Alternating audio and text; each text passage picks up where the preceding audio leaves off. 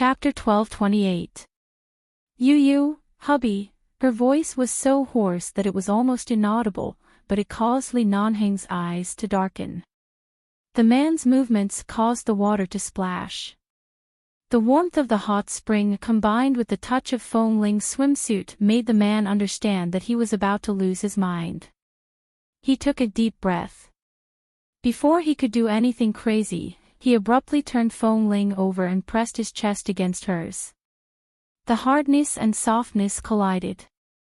The water vapor rising from the direction of the spring blurred their eyes, and the constant temperature was still very hot water splashed on their faces. Feng Ling was brought away by the true emotions and feelings in her heart. Looking at her, Li Nanheng bent down and kissed her fiercely. He kissed her urgently and kissed her lips hungrily. He kissed her with almost violent strength. His other hand gradually moved down, stroked her waist, and held it. Feng Ling had been in the base for a long time, and no one had really come into close contact with her. He didn't know that under her tough appearance, her entire body was actually soft, and her waist was also slender. He pressed her harder into his arms. Feng Ling inexplicably felt that the man's hand on her waist was so ambiguous that it was stimulating. She was also stimulated to the point that she half closed her eyes and raised her neck to moan softly, "I am now." She wanted to say that she was on her period and it was inconvenient.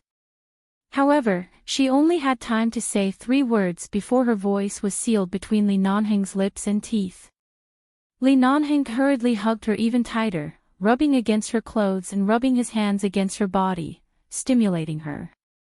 He tightly hugged the little woman he had loved for many years and felt Feng Ling trembling slightly in his arms. Her trembling made him feel satisfied, and it made him crazy and infatuated. After the kiss, their lips and teeth were still pressed against each other. In this hot spring, Feng Ling almost lost herself in such an uncontrollable kiss. She subconsciously opened her eyes and looked down at the man's naked chest. She didn't know when her hand had started to caress his chest. With just a glance, her scalp went numb, and she quickly moved her hand away. However, just as her hand was about to leave his body, Li Nanheng suddenly grabbed her wrist and pressed her hand down into the water. Feng Ling's eyes, which had turned slightly red from the kiss, were now moistened by the surrounding mist. She struggled gently but did not struggle too hard. The man pressed her hand down and bent down to kiss her ear. His breathing had yet to calm down. He said seductively and huskily, "I know it's not convenient for you right now, but I can't get out of the water like this. Help me." Feng Ling's hand was held so tightly by him. In the warm fog, Feng Ling's heart trembled because of the man's low and hoarse voice. She obediently pressed her hand against his. Just as they were about to explode, Li Nanheng suddenly carried Feng Ling out of the water to prevent her from dirtying the water in the spring.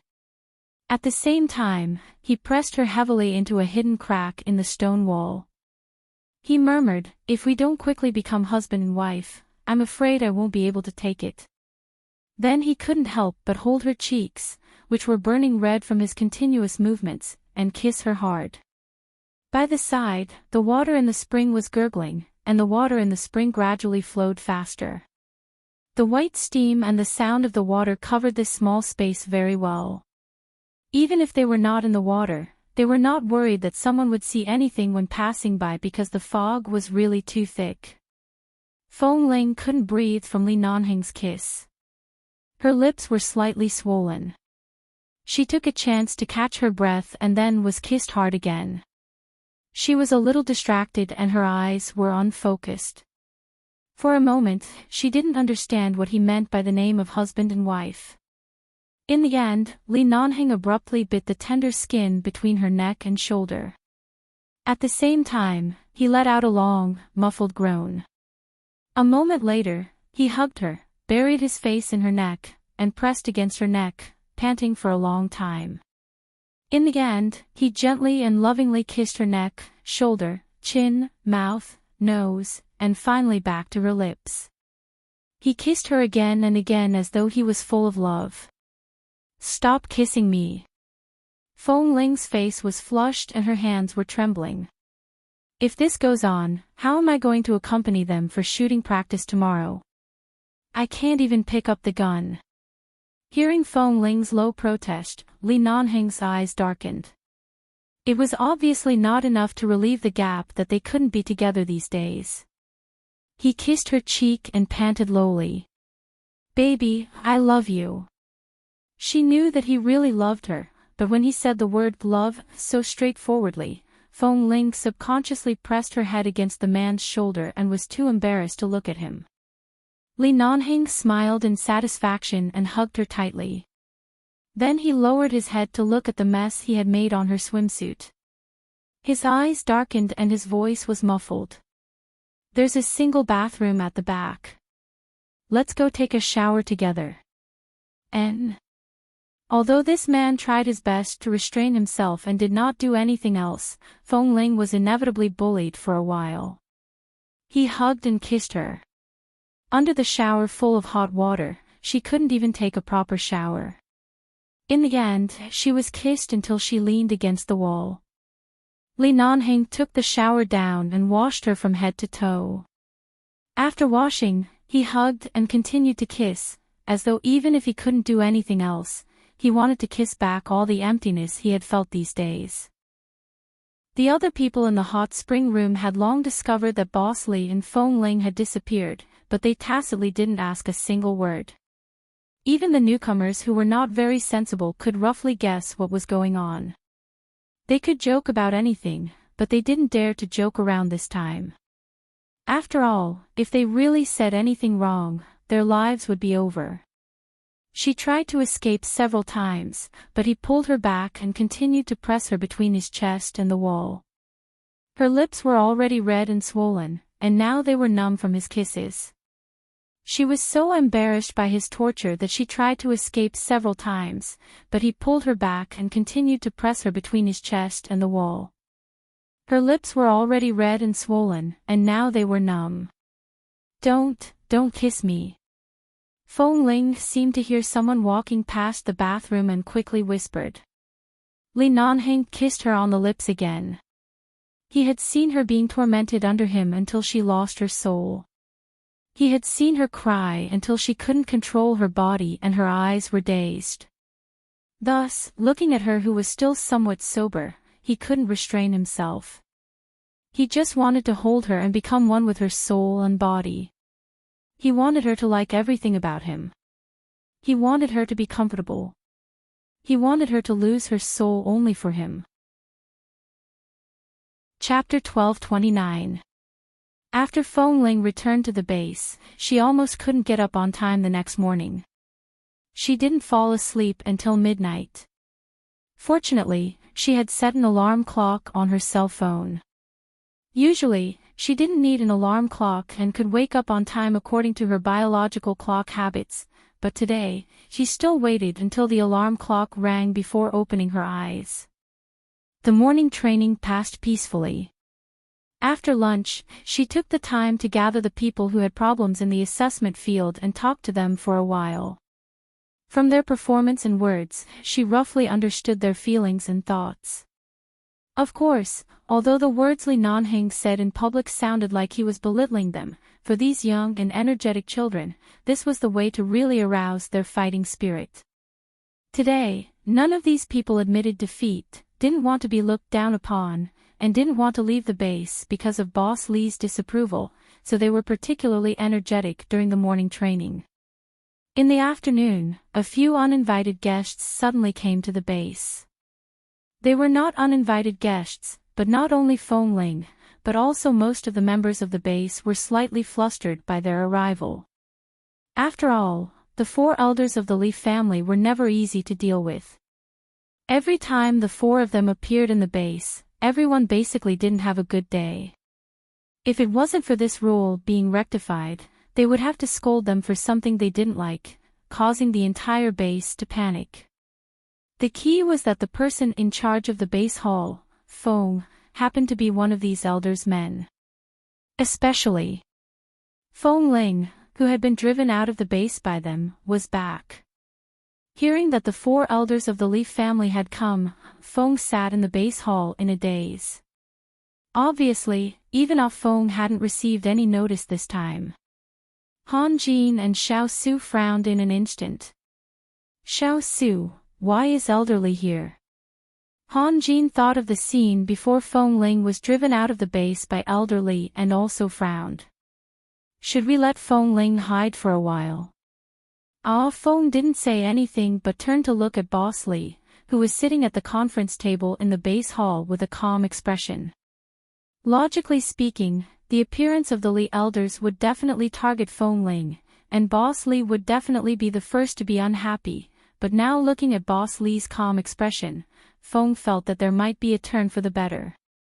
Xiao Su and Han Jin were still discussing worriedly, wondering if the 4 elders had heard the news that Feng Ling had returned, but they didn't think it was possible.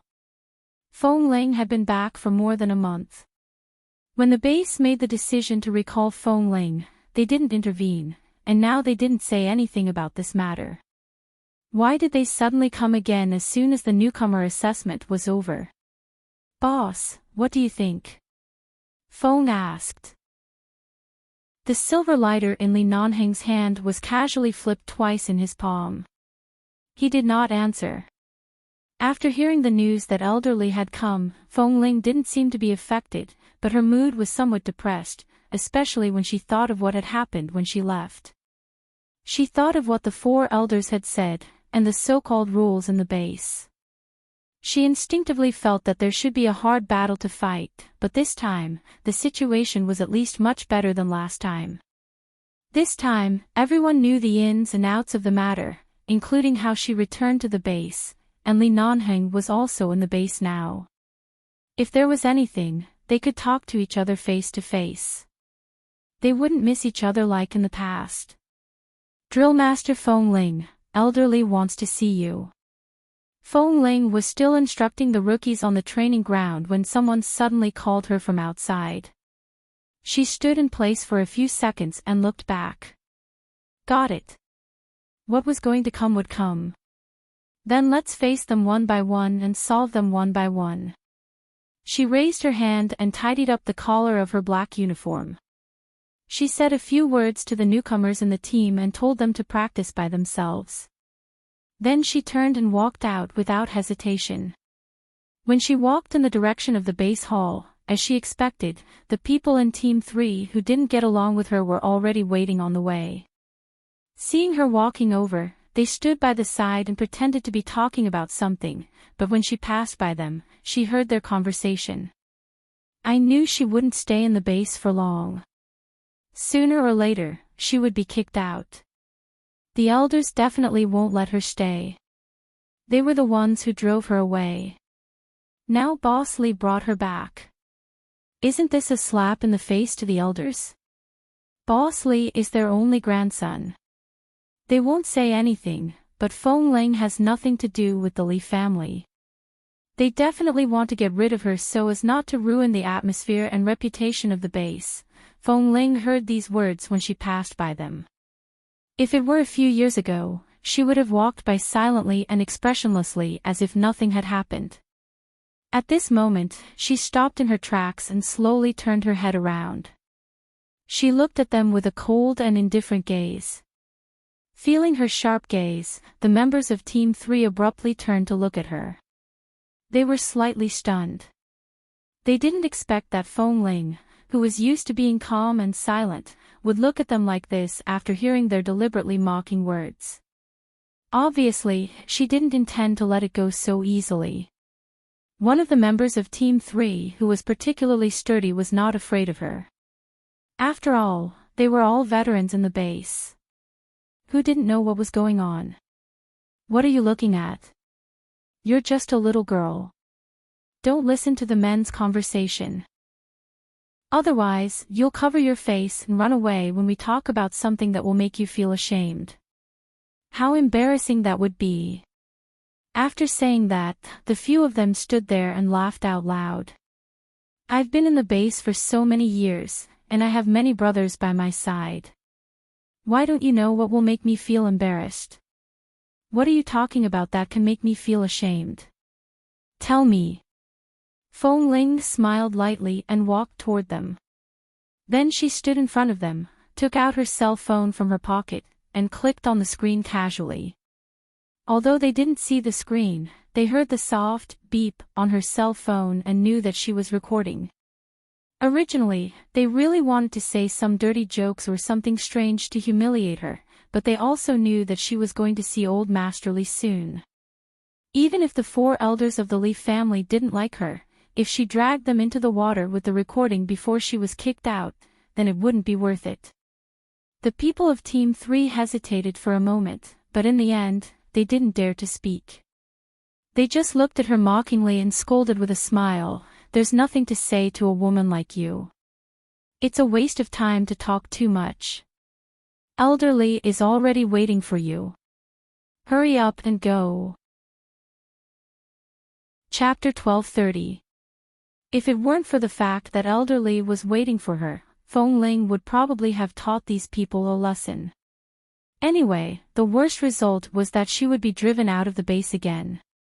If she really wanted to leave, she didn't mind taking revenge on them and taking these members of Team 3 with her. She looked indifferently at their expressions, which showed that they didn't dare to speak carelessly. She curled her lips indifferently and suddenly swept her feet forward.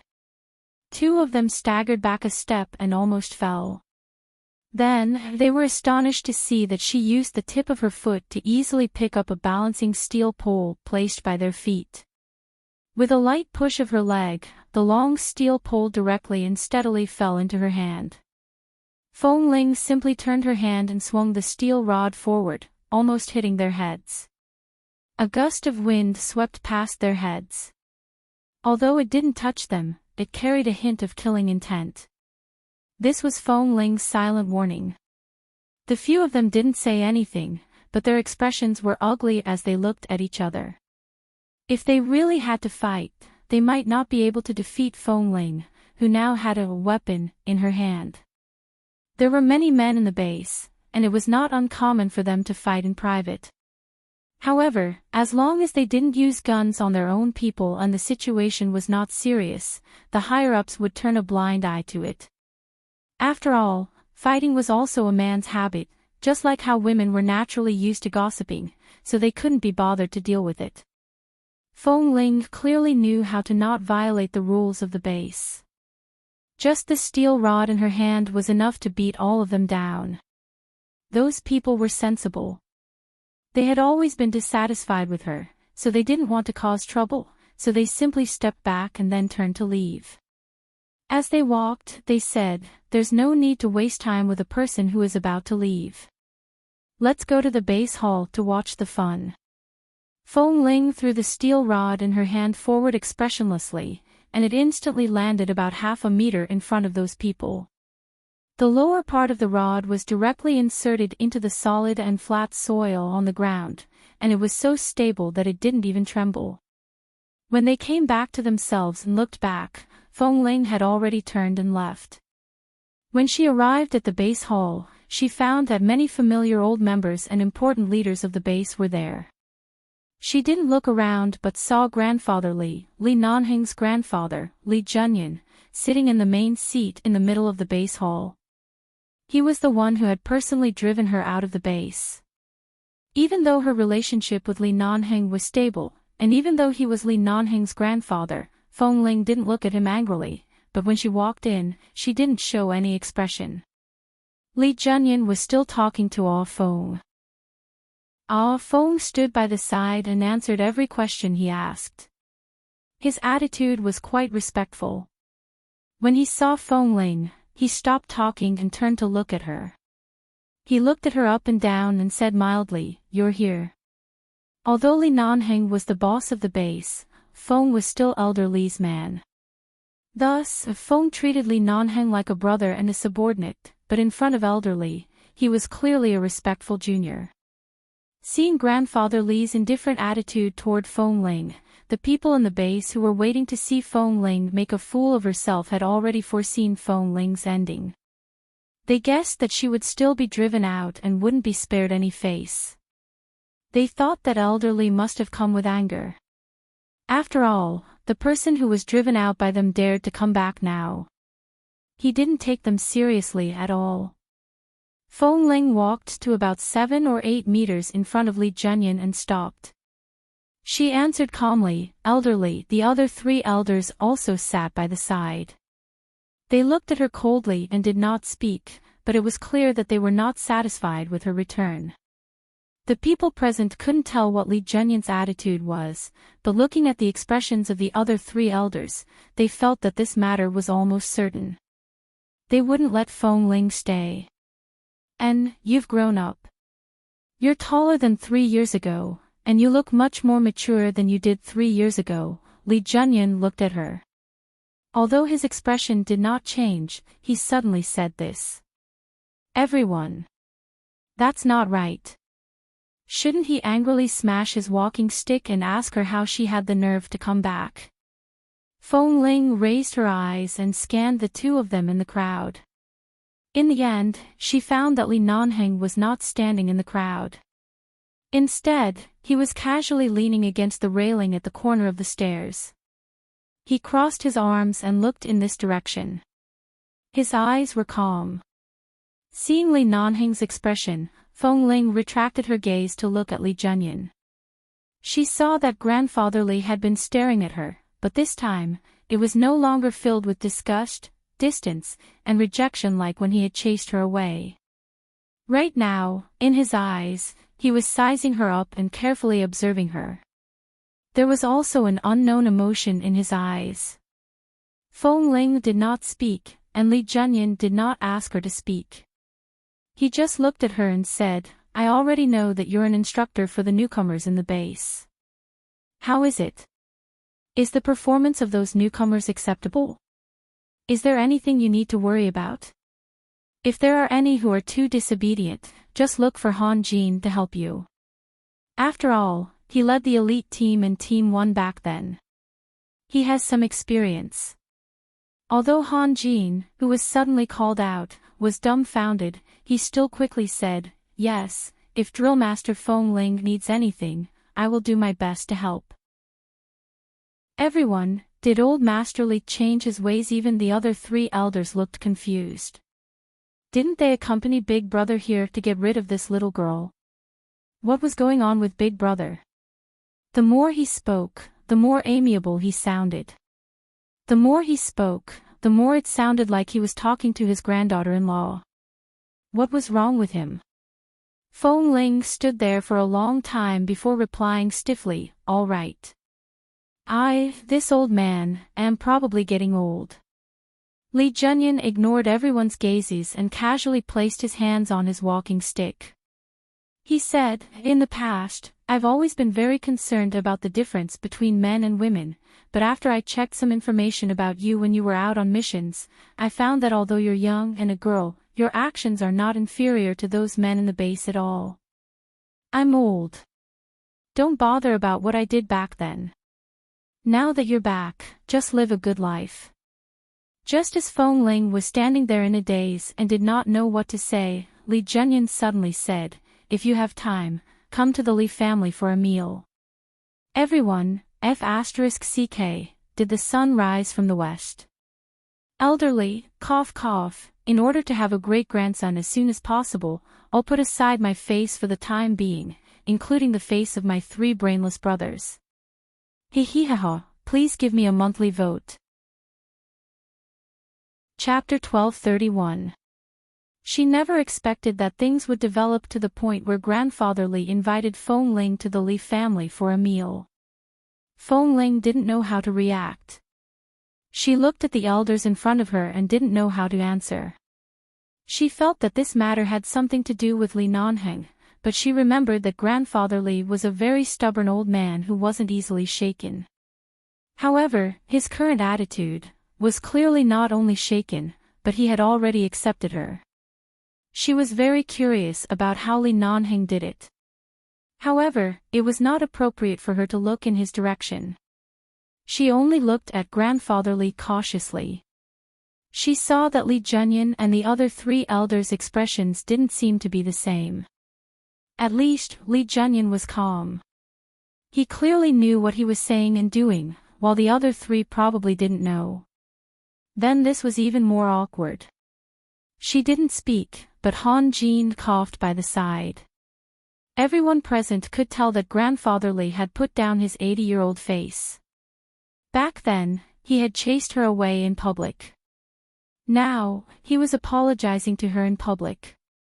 No matter what, she had to express her gratitude. Furthermore, the old man had already put down his attitude. If she kept remaining silent, it wouldn't be right. Feng Ling also knew that she shouldn't be silent. She deliberated for a few seconds before saying, "A few years ago, I was still young, and my way of doing things was too stiff and immature. When you rejected me, elderly, I didn't know how to prove myself in front of you. Now I came back so rashly, but elderly can forgive me. This is already a great forgiveness for me. It's really enough for me to stay in 11 base." As she spoke, she continued to look at Li Junyan. "Elderly, you're so magnanimous. You don't even care about your face in front of so many people. In your eyes, we're all children. The fact that you can apologize to a child is enough to show your magnanimity. I'm really satisfied now. Thank you, elderly, for accepting me." Feng Ling, who had never understood the ways of the world, had learned some tactful ways of speaking in the past 3 years. Her words were more or less in line with old Master Li's reputation. Although it was not particularly perfect, at least she had regained old Master Li's dignity. Neither of them had suffered any losses. Han Jin and the others were also very pleased to hear this and secretly breathed a sigh of relief. Then they looked at Xiao Su next to him and secretly conveyed satisfaction to each other. Not bad, Feng Ling has really grown up. Li Junyan only gave her a chance to stay on account of the Feng family and Li Nanheng. After all, he had seen this little girl's backbone. How old was she at that time? 17 years old. 18 years old. She was clearly lying on the ground in a sorry state, but when she raised her head, there was clearly alienation in her eyes. There was a faint indifference that kept people 1,000 miles away, and there was also a cold arrogance that was engraved in her bones.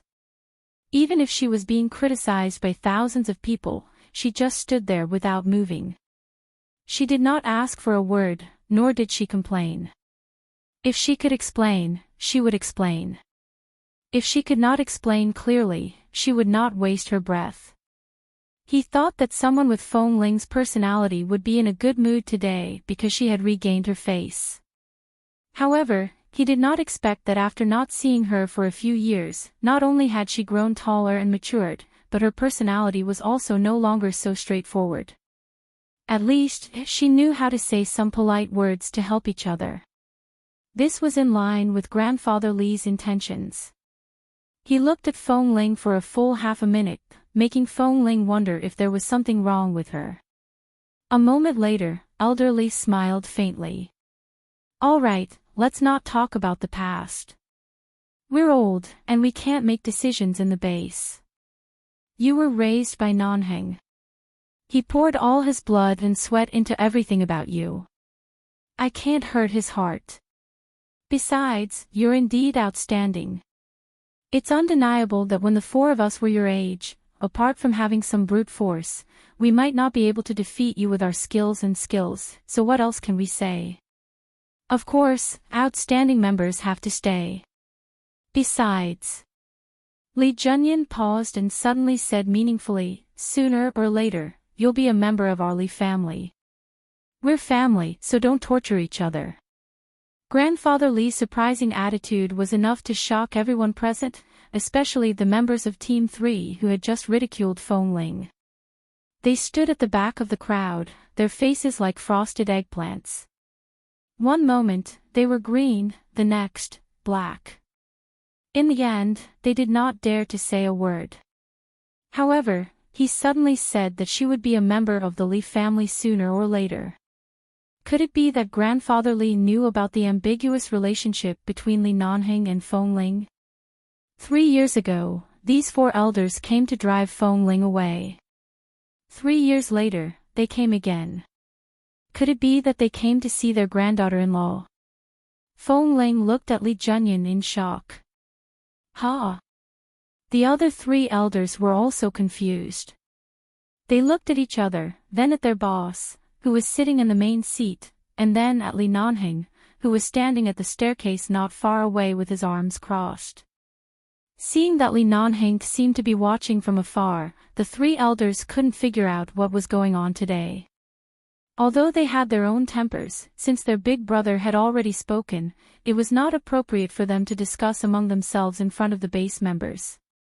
They simply kept quiet, but they still looked at Feng Ling in confusion. Such a tomboy. Although she was indeed fair, clean, and had delicate features, and she was indeed a woman, how could she have anything to do with the Li family? When he heard that Nanheng and this tomboy had some ambiguous feelings for each other, wasn't brother Li Junyan the first to throw his walking stick and curse on the spot? He even said that he would never agree to it. Wasn't this slap in the face a little too fast? Without waiting for her to answer, Grandfather Li continued to talk to her. Speaking of which, you've been in the base for so many years and have known Nanheng for so many years. It's indeed time for you to go to the Li family for a meal. There are 2 chefs from China in the Li family. The Chinese food they make is very delicious.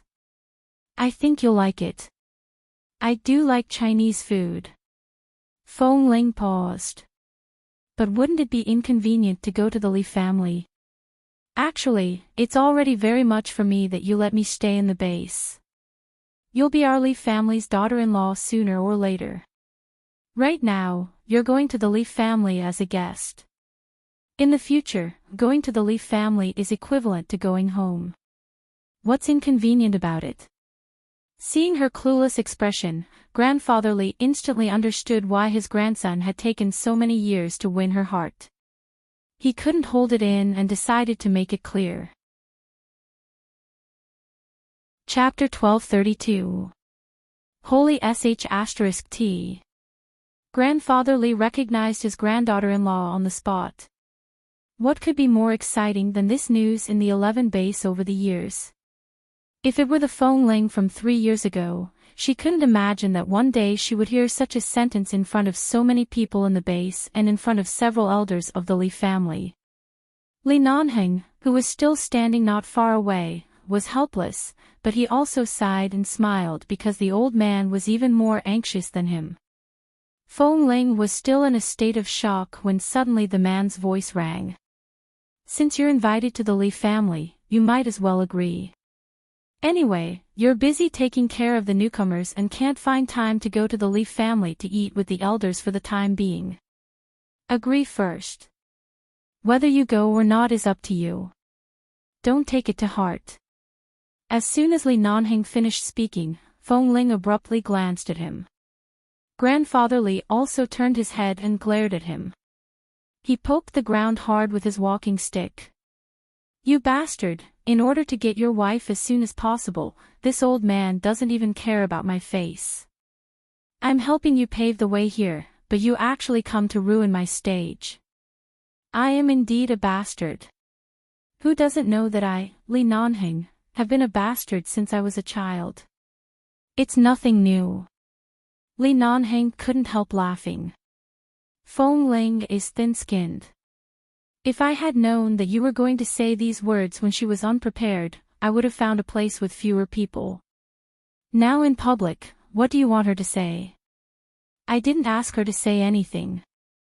Grandfather Li glared at him again, warning him with his eyes that he was the one making the decision now and not to undermine him. Li Nanheng moved his handsome brows with a faint smile. Seeing that Feng Ling didn't seem to be particularly embarrassed, he simply didn't say more, crossed his arms over his chest, and leaned there leisurely, but his eyes were all focused on Feng Ling. If Li Nanheng hadn't insulted his own grandfather in public for Feng Ling, the members of the base present would never have seen such a down-to-earth side of Boss Li in their lives. Even Feng Ling herself would never have thought of it. She hurriedly said, recently, because of the newcomers, I'm really busy. I'm afraid that if I casually agree, if I really can't find time to go, Elderly will think that I'm not sincere, and I must come to thank you. What are you thanking me for? We'll be family in the future. Ah, Feng suddenly interrupted from behind. When Feng Ling turned to look at him in surprise, he winked at her with a particularly serious expression, indicating for her to hurry up and leave the stage. Thank you, Elderly, for your kind invitation. I'll definitely find time to go over. Thank you, Mr. Li. However, she definitely couldn't say anything about the Li family, granddaughter-in-law, or family.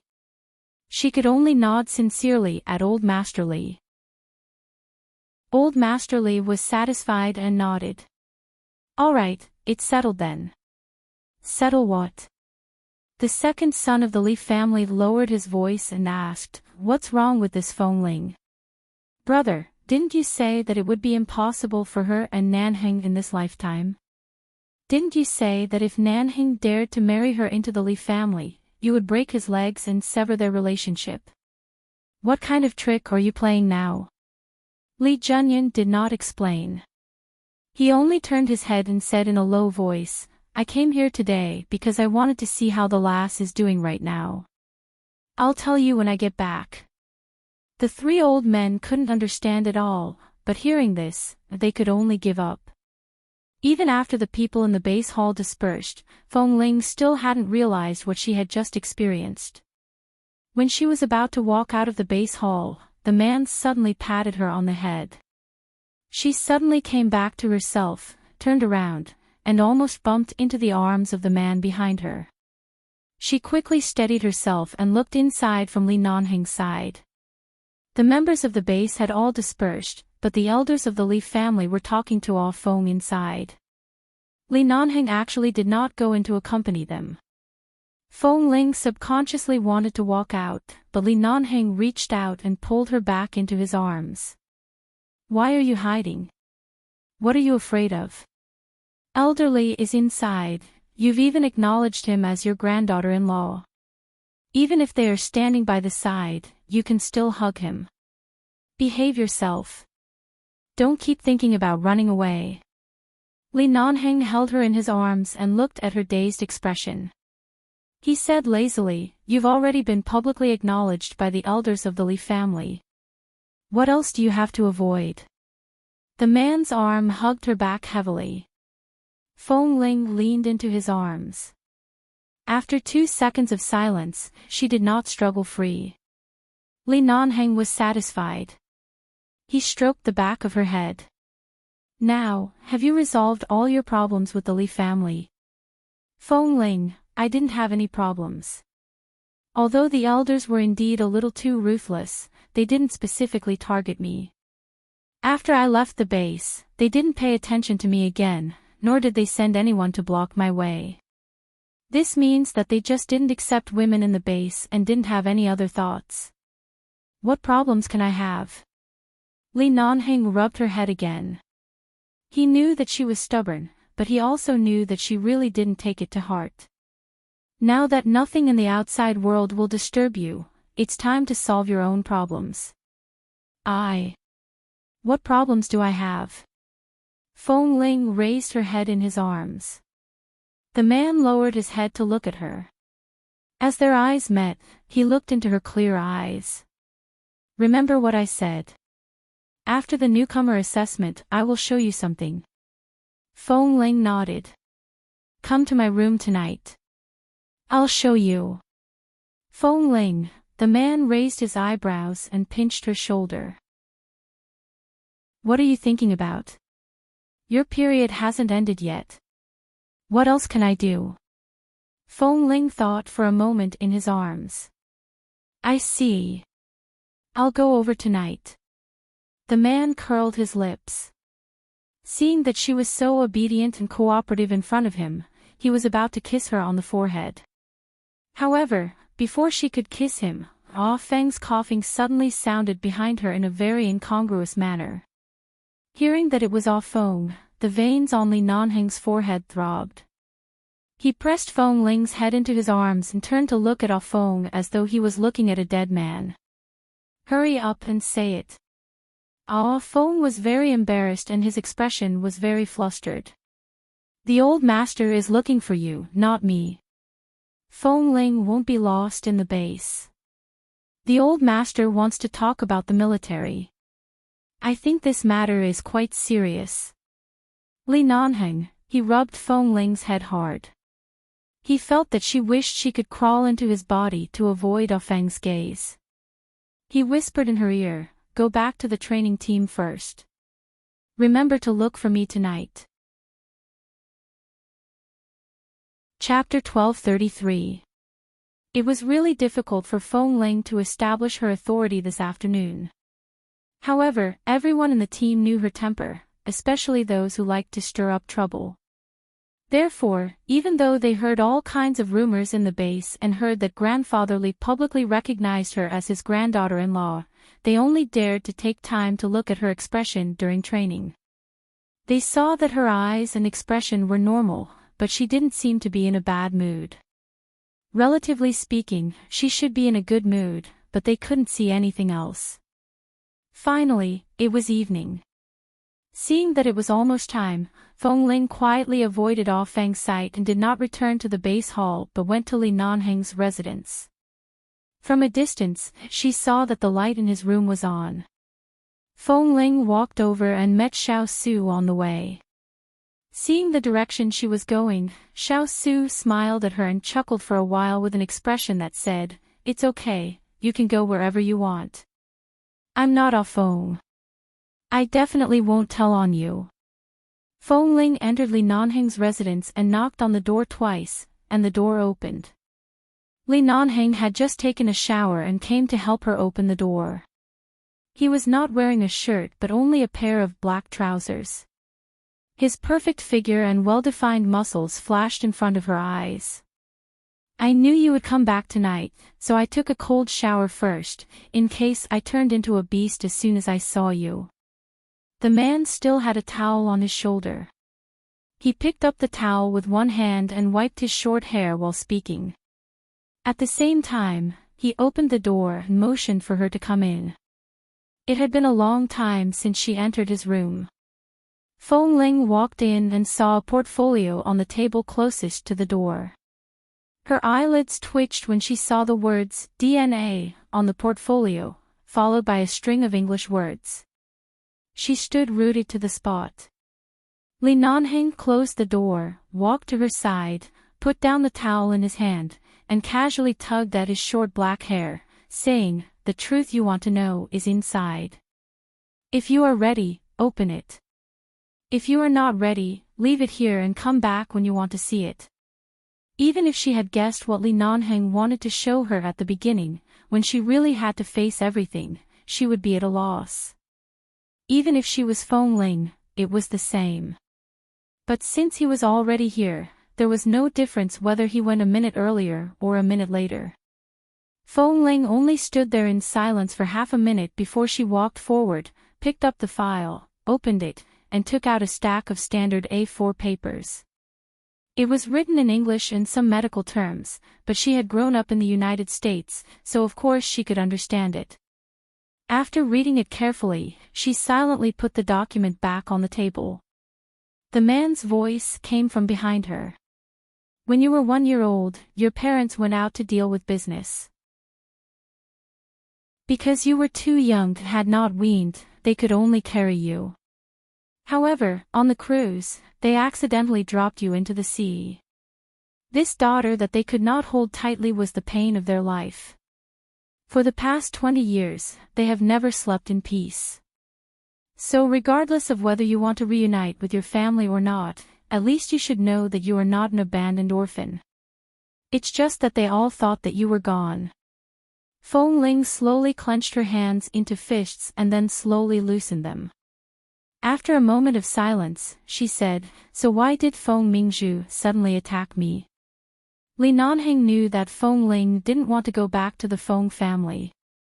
She didn't want to come into contact with those complicated family struggles. He looked at her. "Because you didn't grow up together." She doesn't have any kinship with you, only grudges and wariness.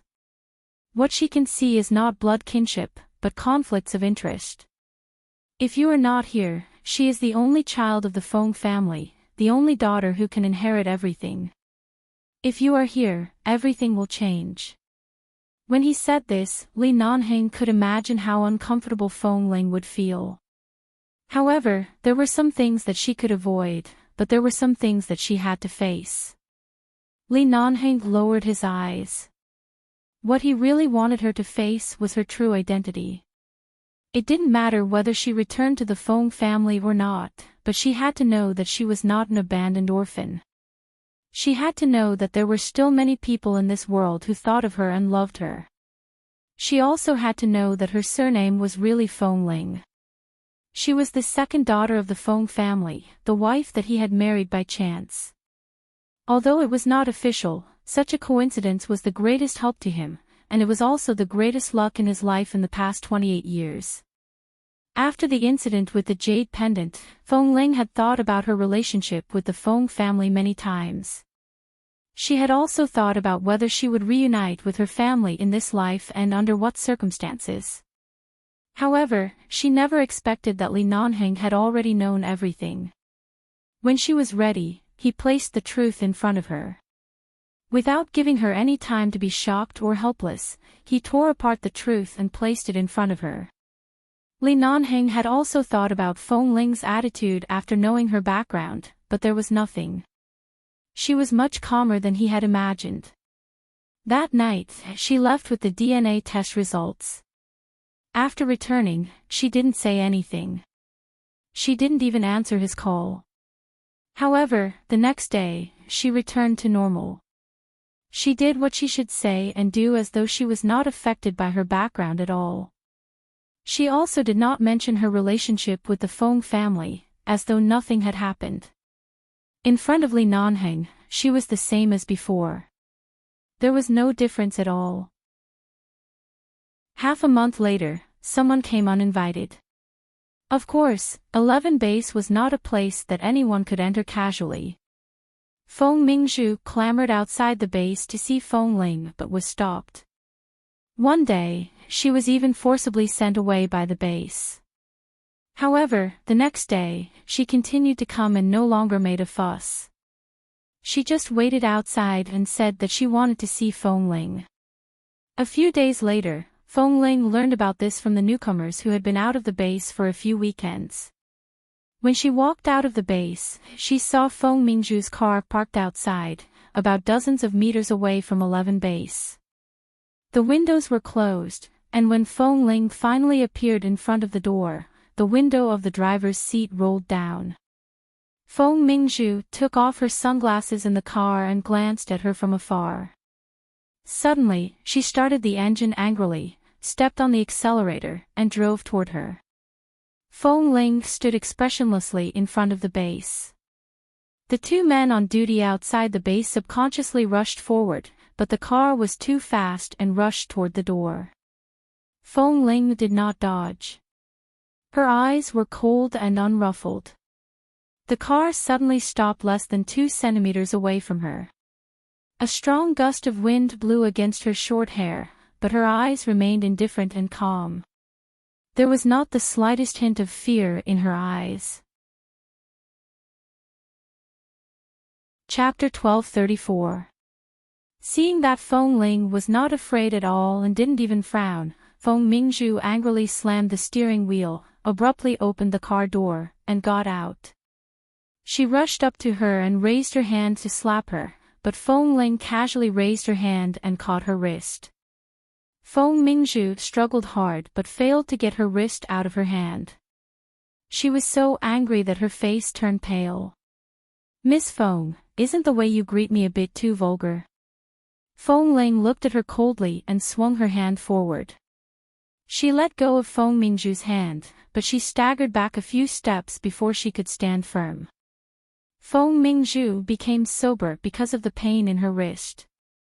She closed her eyes and abruptly raised them to look at Feng Ling.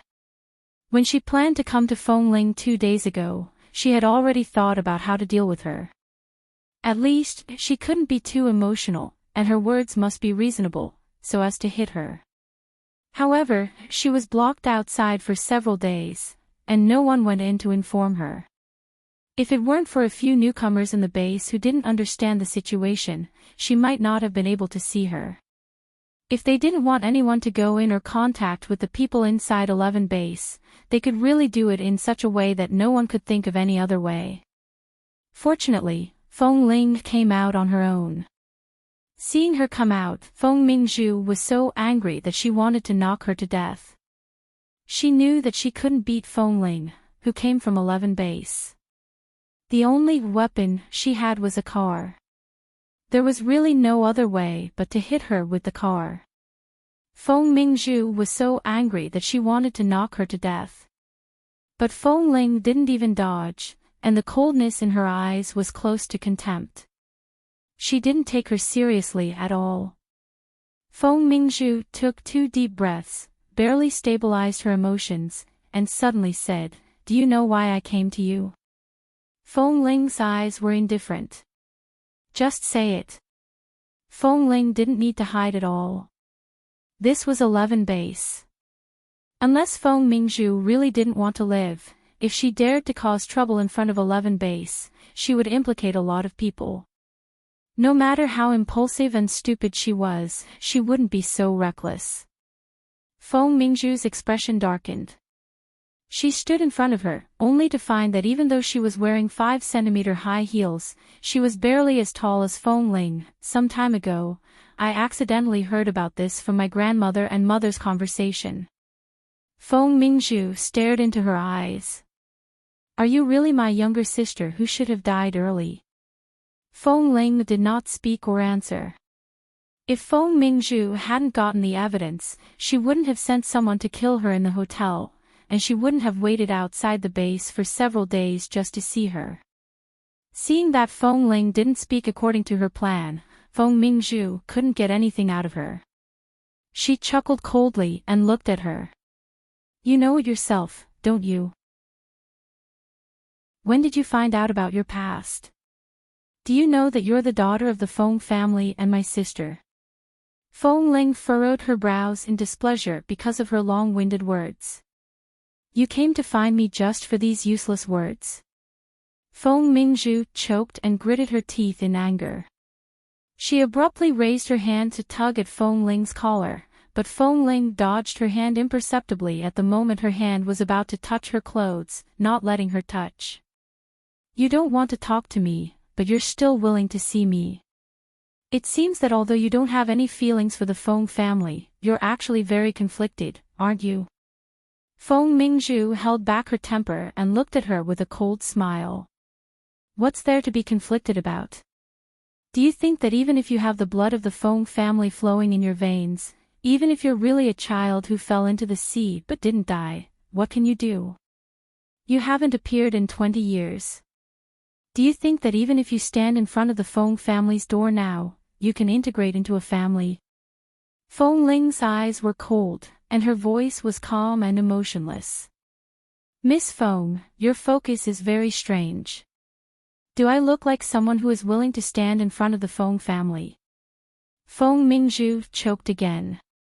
Then, she suddenly smiled mockingly.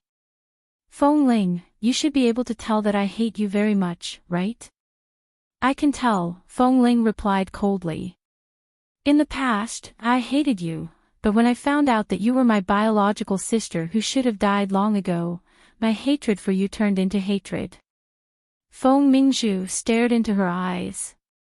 "You ruined me, Feng Ling. You ruined my originally happy and worry-free life. Your shadow has accompanied me since I was young. Do you know how much I hate you? Do you know how much I hate you? You should have died 20 years ago. Why did you suddenly appear now?" Feng Mingzhu raised her hand and pointed at Feng Ling's face. "It's because of you. That year, you had an accident at sea. From then on, the atmosphere of the entire Feng family changed. The originally harmonious and happy family was filled with gloom every day.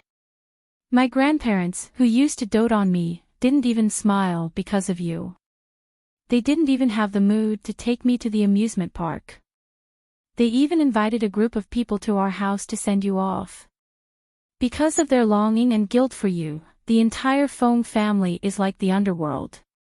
Ever since you were young, for so many years, they would set up a mourning hall for you around your birthday every year. Do you know how disgusted I was every time I saw them holding the clothes you wore when you were young and sitting there to eat vegetarian food and chant Buddhist prayers for you? It's been 20 years. I haven't been forgotten for 20 years. I've also been tortured for 20 years. Feng Mingzhu gritted her teeth and pointed at her, glaring at her. But if you die, then so be it. The person I hate is just a little brat who died early, but you're standing here alive and kicking. You even stole everything from me. What right do you have? Ah, Feng Ling. What right do you have?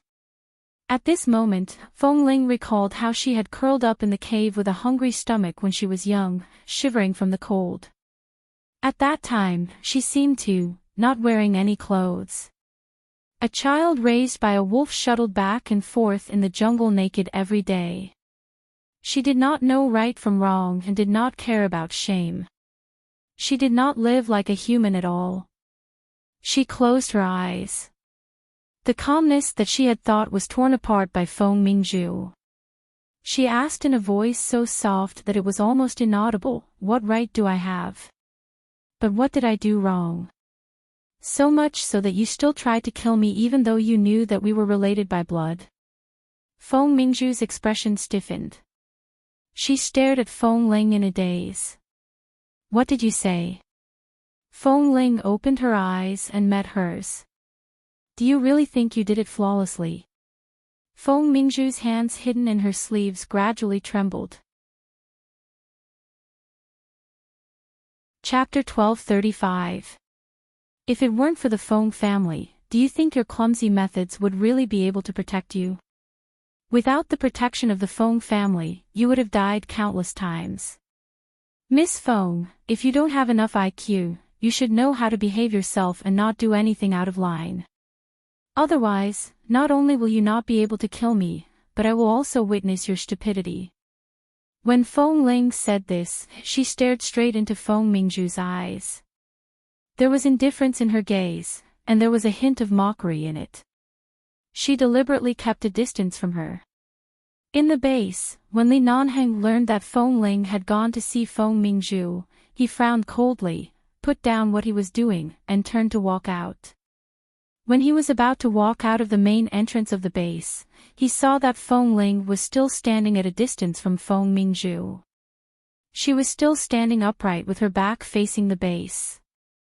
Feng Mingzhu was so angry that her eyes were about to pop out of her sockets. Li Nanheng could clearly see her. Feng Ling was a strong-willed person, but no matter what she was facing, whether she was happy or sad, whether she could hold on or not, she was used to not begging anyone. Even if it was him, she would not easily show her weak side in front of him. This habit of hers was not good, very bad. Miss Feng, you have your resentment, but I don't seem to be in the wrong. Even my fate is passive. I passively accept the fact that I am an orphan, and I passively accept the fact that I am your sister. I don't remember blocking your path. You said that I destroyed everything you had and stole everything from you. I, Feng Ling, don't seem to have anything else other than the 11 base behind me, nor have I stolen anything from you. Feng Ling said indifferently, I advise you to guard your Feng family well.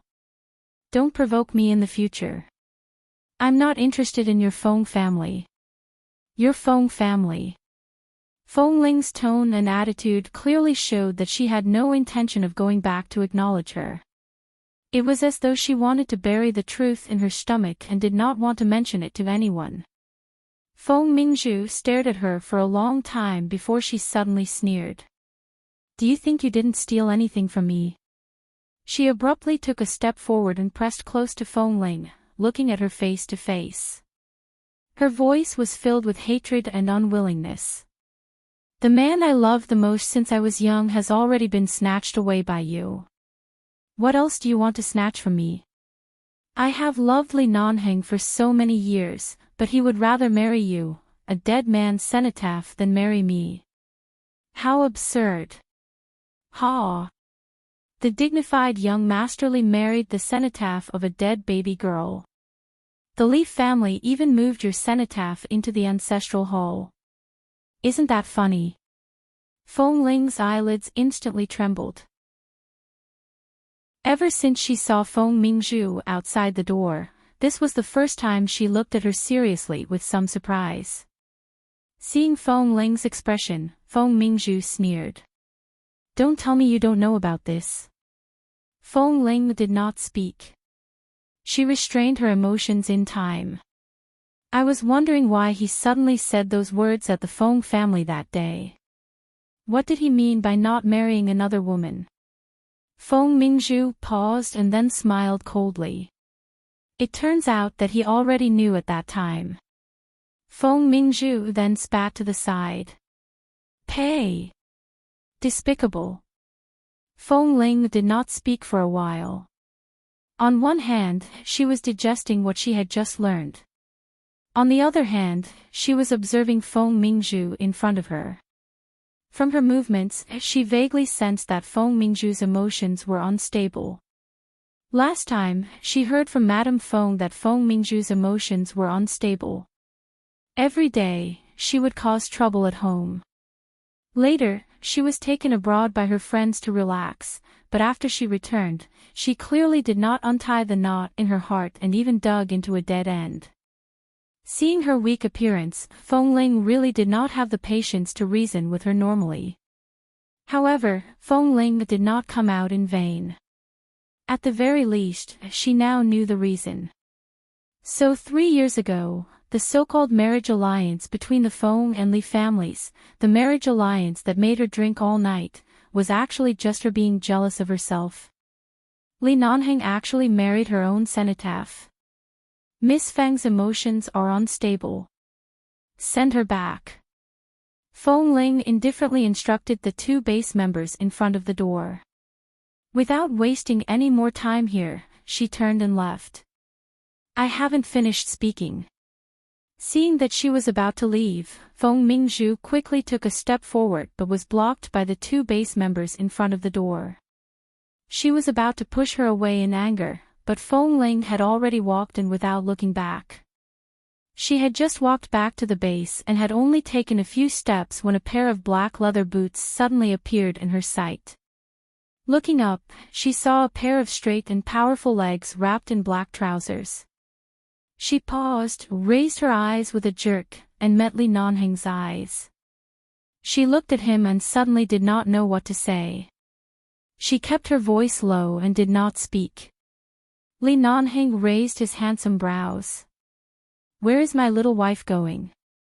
Feng Ling, in the past, when she heard the words little wife, she only thought that he was shamelessly teasing her. Now, she suddenly realized that he really had a reason to call her that. In an instant, her heart violently beat several times.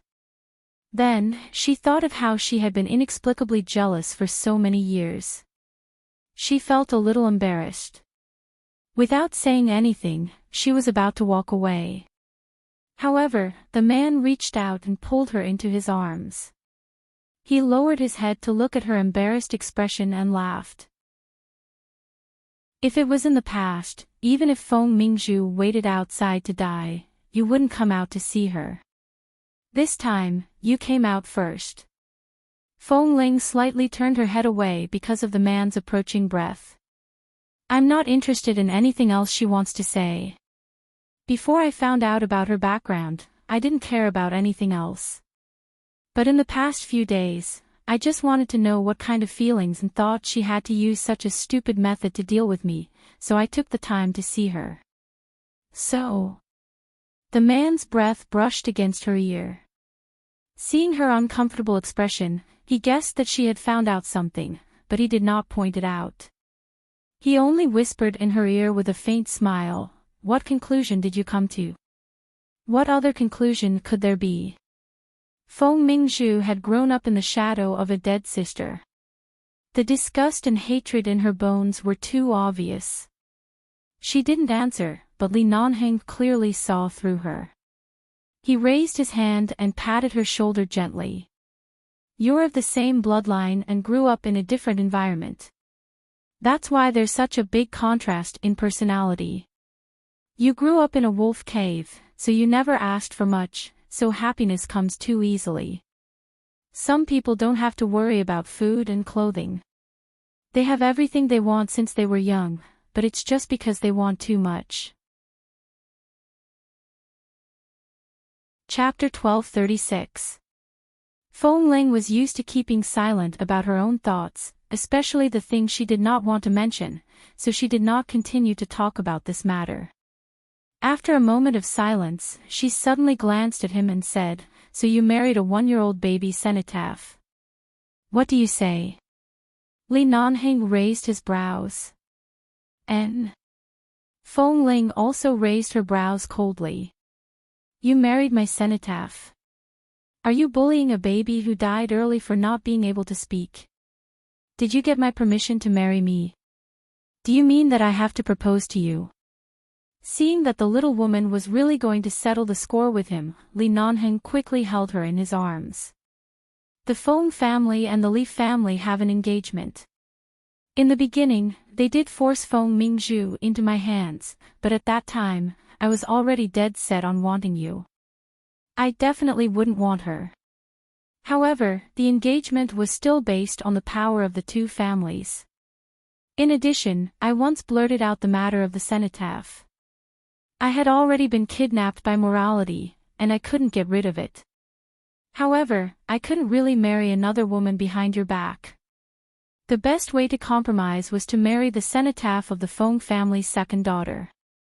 This so-called marriage was actually just writing the second daughter's name into the Li family's ancestral hall in name. There was no actual marriage process. As you can imagine, it was just a few pieces of children's clothes. If I had known that the owner of those clothes was you, Li Nanheng said as he leaned down and kissed her ear. 3 years ago, I should have given you a nuptial chamber. Feng Ling turned to look at him because of his shameless words, but the man took the opportunity to bite her lips again. He did not bite hard, but his eyes were full of smiles. Although it was delayed for 3 years, it's not bad. After all, 3 years ago, you were still young. Even if I had to hold it in, I couldn't bear to really sleep with you. Feng Ling smiled insincerely. You slept with me even earlier than 3 years ago. How can you say this? Li Nanheng pressed his lips against hers and said vaguely, that's because Fat Tai forced me to drink, so I'm not sober. If I want to sleep with you, I will definitely do it openly. Do I need to drink? As he spoke, he tangled his tongue with hers and said hoarsely, if it weren't for your young age, I'm afraid you would have been executed by me before you even reached the age of 17. All my patience in this life is on you alone. Are you blind or slow to react? Feng Ling thought that was why he had already done this and that in his mind when she was only a teenager. That was why every time she was on the training ground, he would always think of shameless things in his heart. She bit the man, but Li Nanheng smiled and pecked her lips. He touched her head. Little wife, you are my wife. Be gentle. Another month passed.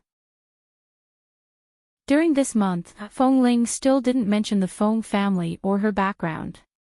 She didn't know if anyone had come to look for her. Anyway, if she didn't want to see them, no one could break into the base.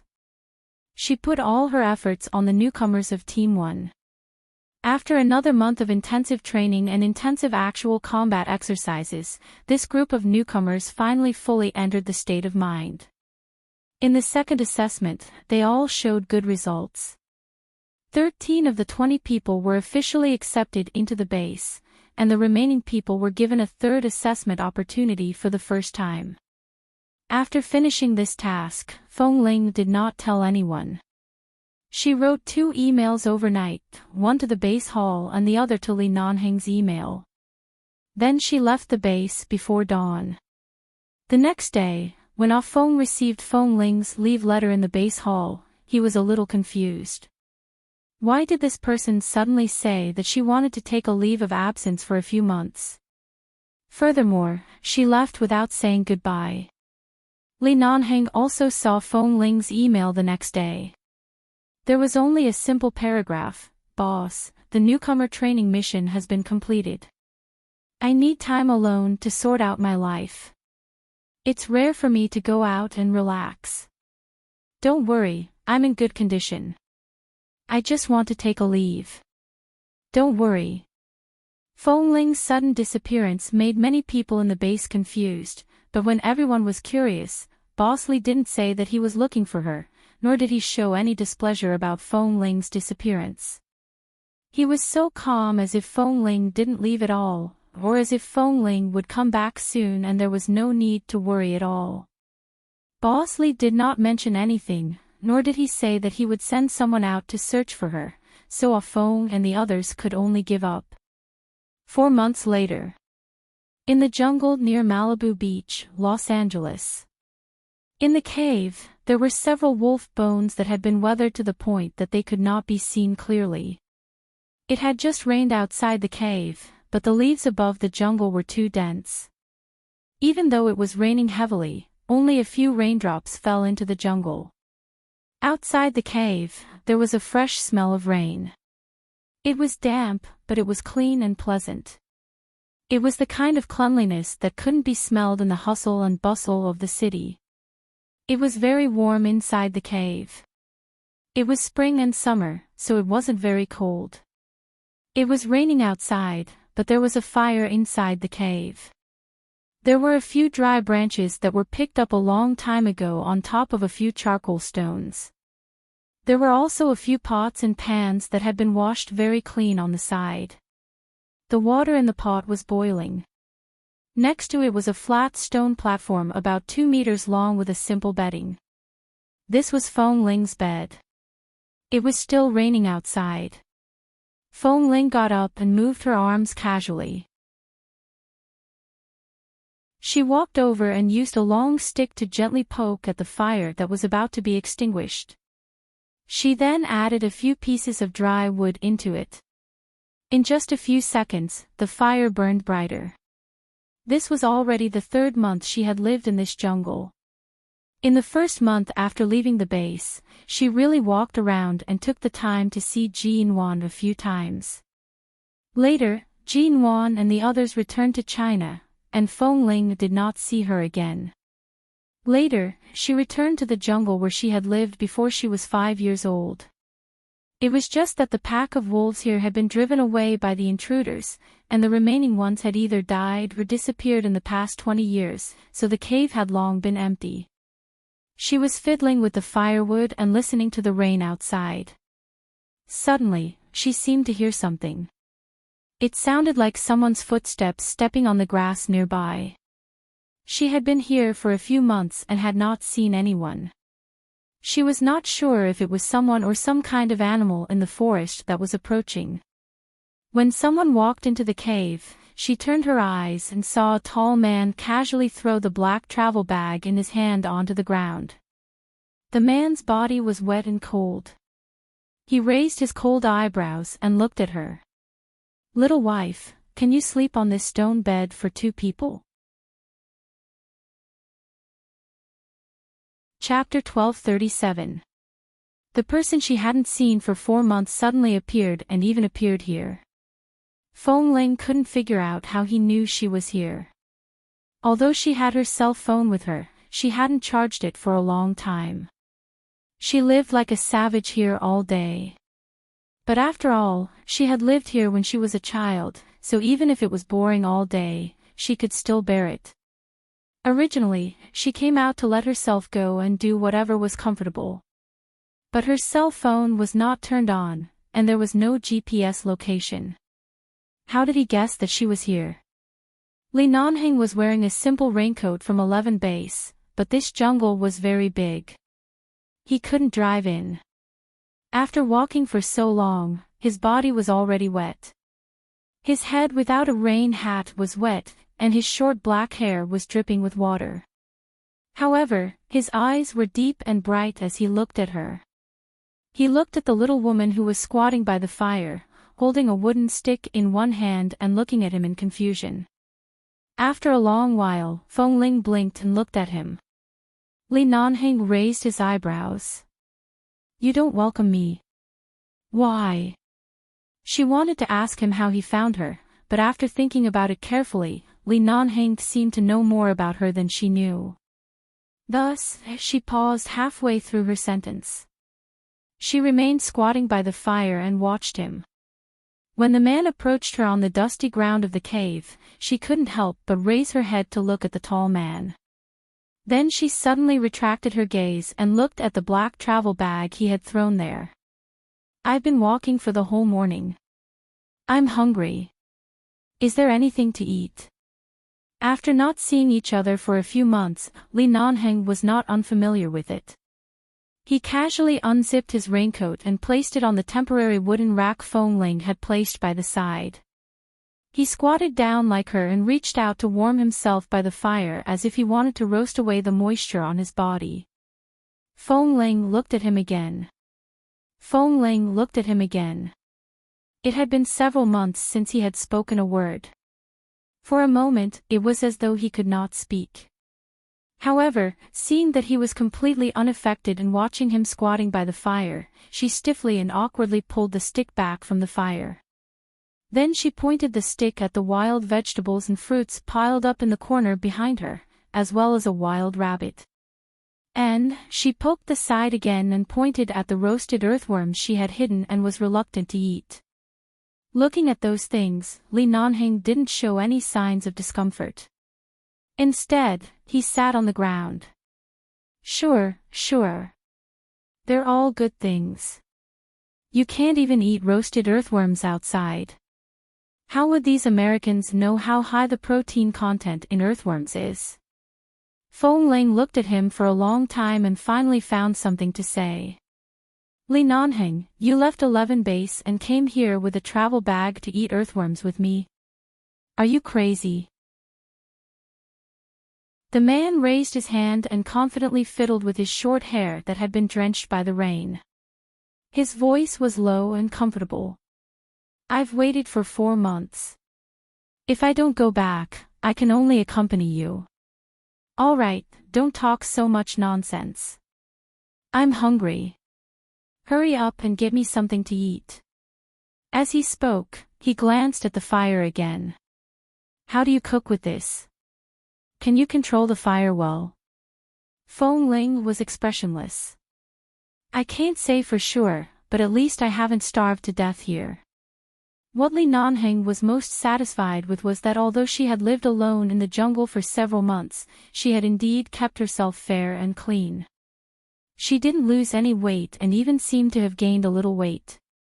However, she had been very thin in the past. This so-called fat was still very thin, but at least the little dimples at the corner of her lips were much more obvious. All right, then do as you see fit. I'll eat whatever you cook. Feng Ling glanced at him again. He was already here. It wasn't right for her to chase him out now. Besides, it was still raining outside. She could only pour the water in the pot into another clean pot by the side and get up to pick up the wild vegetables to wash. Since Li Nanheng wanted to eat the roasted earthworms first, she would grant him his wish. In fact, this thing was really delicious. When she was young, she had eaten roasted dragonflies and found them delicious. She just didn't know if Li Nanheng could enjoy the delicacy of these insects. When she got up, she looked at the duffel bag he brought and asked, "Are you going to bring me a bunch of barbecue or something to eat like what you did at Rogers Pass?" No. Li Nanheng sat there and continued to warm himself by the fire. He said leisurely, "You insist on going back to the jungle to experience primitive life and use this method to calm your heart. I can't disrupt your plan. The bag is filled with my clothes and some tools." Tools? What tool? Feng Ling wasn't particularly curious. Without waiting for him to answer, she continued to prepare the food. Li Nanheng didn't answer. He just looked at the cave she lived in and then at the stone platform that was about 2 meters long and 1 meter wide. It was long enough, but not wide enough. After looking at it for a while, he said, "If 2 people sleep on this stone bed, I'm afraid they can only hug each other to sleep." Feng Ling. She turned her head and glared at him. "Just come over and take a look. I'll go back sooner or later. Do you really want to live here? Why can't you live here? Don't you care about 11 base?" "Of course, but my wife is here. I can't leave my wife alone." "I don't care." After not seeing him for several months, Feng Ling was a little embarrassed. Li Nanheng could tell that even when she got up to leave, she still kept a distance from him. He just smiled but raised his eyebrows because of her words. Feng Ling also realized that she had admitted that she was his wife, so she immediately shut her mouth and didn't speak anymore. When she squatted down to prepare the roasted earthworms, her movements were a little angry. These were the roasted earthworms that she had saved up with great difficulty over the past few months. It was especially difficult to dig them out, and it was more difficult than hunting other wild animals. However, he actually wanted to eat roasted earthworms as soon as he came. He even knew that these things were rich in protein. As expected of the young master of the Li family, he always picked good things. As she busied herself, she felt that this world that belonged to her had suddenly been invaded by a man who had been running amok ever since he entered her life, making her heart restless. Right now, she was restless, so she simply found a topic. "I haven't contacted Mrs. Mo recently. I don't know how she is now. She went to England." Feng Ling paused and turned to look at him as if she didn't understand. Chapter 1238. Take care of yourself first. Li Nanheng didn't say much and only reminded her. Feng Ling paused. Only then did she see that her hand almost touched the pot of boiling water. She quickly raised her hand and thought for a moment. She didn't say anything else and turned to continue working. However, she really didn't expect Jean Wan to go to England. When she was still in contact with Jean Wan, she only knew that she had returned to China with Mr. Mo. She didn't know what happened to Mr. Mo after he woke up in the hospital. He seemed to have mentioned divorce. At that time, Jean Wan was haggard. Feng Ling originally planned to go to High City to accompany her, but Xiao Ba and Xia Tian said it was okay. They would accompany Jean Wan and let Feng Ling do what she needed to do in America. If there was no need, there was no need to go to High City. After confirming that Jean Wan was fine, Feng Ling returned to the jungle. After living here for a few months, she didn't expect Jean Wan to go to England. It seemed that she should find time to charge her phone and ask High City what was going on. She was busy making food for Li Nanheng. After roasting by the fire for a while, the man stood up, walked a few steps in her small cave, walked to her stone bed, and touched the thin, simple bedding on it. The height of this cave was not suitable for him. In the past, when the wolves lived here, no matter how tall they wouldn't be as tall as a human, especially not as tall as Li Nanheng. Although the space was large enough, compared to the houses in the city, this cave was at least 60 square meters in size. However, the height was a little low, so when the man stood up and walked in, it was even lower. He needed to lower his head slightly when he entered. Seeing that Li Nanheng was only sizing up everything in her cave, Feng Ling didn't say much. Anyway, she didn't have anything else. Leaning against the stone bed, there was a duffel bag near the inner side. It was her own, and there were only a few pieces of clothes in it. Recently, her clothes had been washed in a clear stream in the nearby jungle. She usually washed and bathed there. After all, there was no one here, and she wasn't afraid of being seen. When she was young, she had been there. Now, she occasionally went to the clear stream to wash clothes and throw stones. She felt that it was quite interesting. However, Li Nanheng probably couldn't understand this kind of interesting point. After all, these were all tricks she played before she was 5 years old. It was very childish.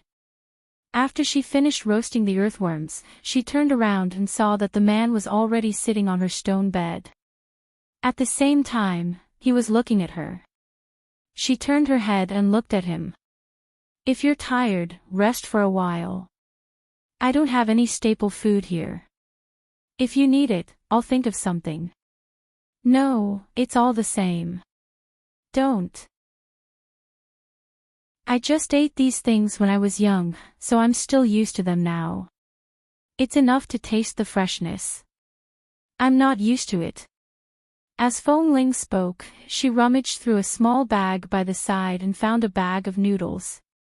This kind of noodles had been stored for a long time and generally wouldn't go bad. It would become soft when boiled in water. She took it out and put it into the pot to cook as she said, "Thankfully, I brought some salt and seasonings when I came in. Otherwise, I probably wouldn't be able to eat it." Li Nanheng looked at her expression as she squatted by the fire to cook seriously and chuckled. "If you can eat it, I can eat it." Feng Ling glanced at him. "Before I was 5, I could still eat those tasteless things, but after so many years outside, my taste buds have long become normal, so when I came back, I specially brought some seasonings. Otherwise, if it really has no taste, I won't be used to it." Li Nanheng raised his eyebrows and did not say anything more. He just looked at her with a smile. After not seeing her for several months, he finally saw her again. It was as though he didn't need her to do anything at all. He just needed to watch her hugging her knees and squatting there for hundreds of hours. Feng Ling could feel Li Nanheng's gaze. She slightly turned her face away to avoid looking at him, picked up a small wooden stick, and gently poked it a few times in the fire. In the domestic martial arts movies she watched on TV, there were often plots in which the protagonist fell into a big pit or was trapped in a cave.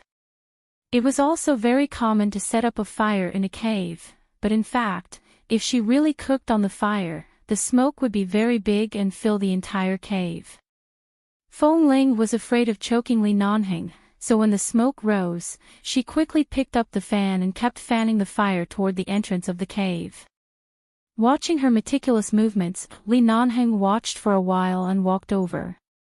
While Feng Ling was still fanning the smoke, he suddenly hugged her from behind. Feng Ling's body froze because of the man who suddenly hugged her from behind, and she almost dropped the fan in her hand. When the man hugged her, he bent down and breathed on the sensitive part of her neck. She subconsciously shrank her neck, looked at the fire under her feet, and hurriedly said, "I'll fan it. Otherwise, the cave will be full of smoke. You're very comfortable here." The man only hugged her. He knew that she wouldn't be used to his excessive enthusiasm after not seeing her for several months, so he restrained his urge to strip her naked. He held her ribs obediently and rested his chin on her neck and shoulder. "Do you know how I spent the past few months in the base?" Feng Ling did not speak but looked at the fan in her hand. After pursing her lips for a while, she said, I'll go back." This sentence seemed to be a promise. She had said it once just now, and now she said it again. In fact, she just wanted to say that she wouldn't be here for too long. There were still many things she cared about in 11 base, and of course, Li Nanheng was the most important. She just wanted to give herself some time. But it seemed that this time was a little too long. A few months had passed in the blink of an eye. She enjoyed the stolen peace here every day, watching the sun rise and set every day, but neglected Li Nanheng's waiting, especially this man. No matter how patient he was with her, if she didn't go back, the limit of his patience should be almost used up. I know. The man didn't say much because of her words, but still hugged her like this. Feng Ling knew what he meant. She didn't turn back to push him away but stood there and gently fanned the fan in her hand. After a long while, she said, "Well, don't you feel that the smoke is very choking?" "I don't think so. Your adaptability is really strong, or is your sense of taste failing?" "I feel very choked," she said as she shook the fan hard. The man pressed against her neck and chuckled softly. "It's not failing. I can still smell the fragrance on your body." Feng Ling, she abruptly turned around in his arms, raised the fan in her hand, and patted his head. "Let go, the noodles are about to be cooked." Chapter 1239. It can be eaten even if it's cooked. The man did not dislike it at all, but he did let go of her. This kind of smoke needed to be fanned out. It was fine to smell it once or twice, but after a long time, even if it wasn't poisoned by the smoke, it would still cause some harm to the body. Feng Ling still knew how to get the smoke out, which meant that she had been living alone for the past few months. At the very least, she knew how to take care of her body. With both hands free, she quickly squatted down and fanned the fire on the fire. She put the washed wild vegetables and the various bird eggs she had picked up in the jungle into the pot to cook. She also added some seasonings.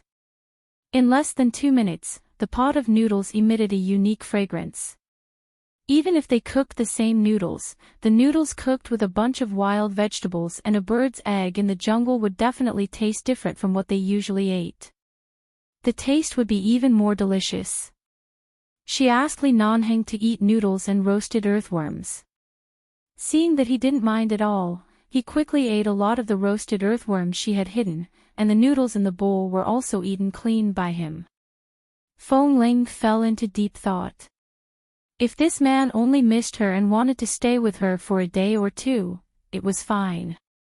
However, if he really planned to stay with her, how many earthworms would she have to dig and how many bird eggs would she have to pick up to support him? Would he really force her to climb a tree to dig a bird's nest? Feng Ling went to the stream to wash the tableware and pot and brought back some water. The stream in the jungle was very clean, but the water flow was a little rapid. Every time it splashed, her pants would be wet. When she returned to the cave, she suddenly saw the man holding her 2 fans by the fire. She didn't know what he was thinking. She glanced at him and saw that he was sitting there. She guessed that he was tired, so she didn't ask more. She turned to continue packing her things. When she turned back, she saw that the man had tied the handles of the 2 fans together and then rubbed them back and forth in his palms, fanning them above the fire. Seeing that he was fanning back and forth, the new smoke floating above the fire spread out faster. Feng Ling said, "I heard Kay and the others say that men are naturally interested in hands-on operations. Are you trying to make me a manual blower?" Li Nanheng did not speak. He was still studying the 2 fans seriously. Seeing that he was focused on the structure of the 2 fans, he was no longer sitting cross-legged like Boss Li in 11 base, nor was he Mr. Li of the Li Corporation. Instead, he was like a big boy who had released his nature after returning to the forest. Feng Ling's heart suddenly felt as though something soft had been injected into it. After packing up her things, she leaned against the side and watched him. She watched as the man used the ropes, wooden sticks, the daggers she usually sharpened, and the 2 knives she had taken out. He was studying them over and over. After about an hour, the first blower in the cave was successful. The man turned the handle made of a wooden stick behind the small thing he built with a wooden stick. After turning it a few times, the 2 fans fixed inside began to rotate in the direction of the fire regularly. He did not use much strength, and the wind speed of the fan was several times faster than that of a manual fan. The smoke inside soon dissipated. Seeing that his results were not bad, Feng Ling didn't know what she was thinking. She just leaned against the side and looked at his profile. She felt that this place that belonged to her when she was young was suddenly occupied by this man. She picked up a wild fruit, wiped it clean, walked over, and brought it to the man's mouth. The man was still playing with the small blower in his hand. He opened his mouth and took a bite of her hand. Then his brows instantly furrowed and he abruptly turned to look at her, only to see that Feng Ling was smiling so brightly that her eyes were curved. "Sour, right?" she asked. She did not continue to let him eat. She picked up the wild fruit he had just taken a bite of and placed it by her mouth to take a bite. Even when eating such a sour fruit, she was still smiling as though she was in a good mood. Li Nanheng swallowed the mouthful of fruit in his mouth and raised his sour brows. He put down the thing in his hand and glanced at her loose cotton trousers. "Why are you wet?" "Ah, it's fine. Usually, when I go to the stream, I get splashed with some water. It dries up by the fire." Feng Ling did not mind. After eating the fruit, she clapped her hands and squatted down to pick up the thing he had just made. She shook the simple handle at the back a few times and found that it was really good to use. "Not bad, Boss Lee. Your hands-on ability is really strong." Before she could finish speaking, her waist suddenly tightened. The man took advantage of her squatting beside him and pulled her into his arms. Feng Ling lost her balance and fell onto his lap. The man held her shoulder and lowered his head to kiss her ear. He said meaningfully by her ear, "Other than my hands-on ability, I'm also very strong in other aspects. Don't you know that?" Feng Ling, in this forest, this kind of silent and ambiguous atmosphere really made one's heart tremble. It really made one's entire body sensitive. She quickly got up from his arms and squatted back to his side. She calmly fiddled with the newly made Li-style manual blower. Seeing her stern expression, Li Nanheng chuckled and raised his hand.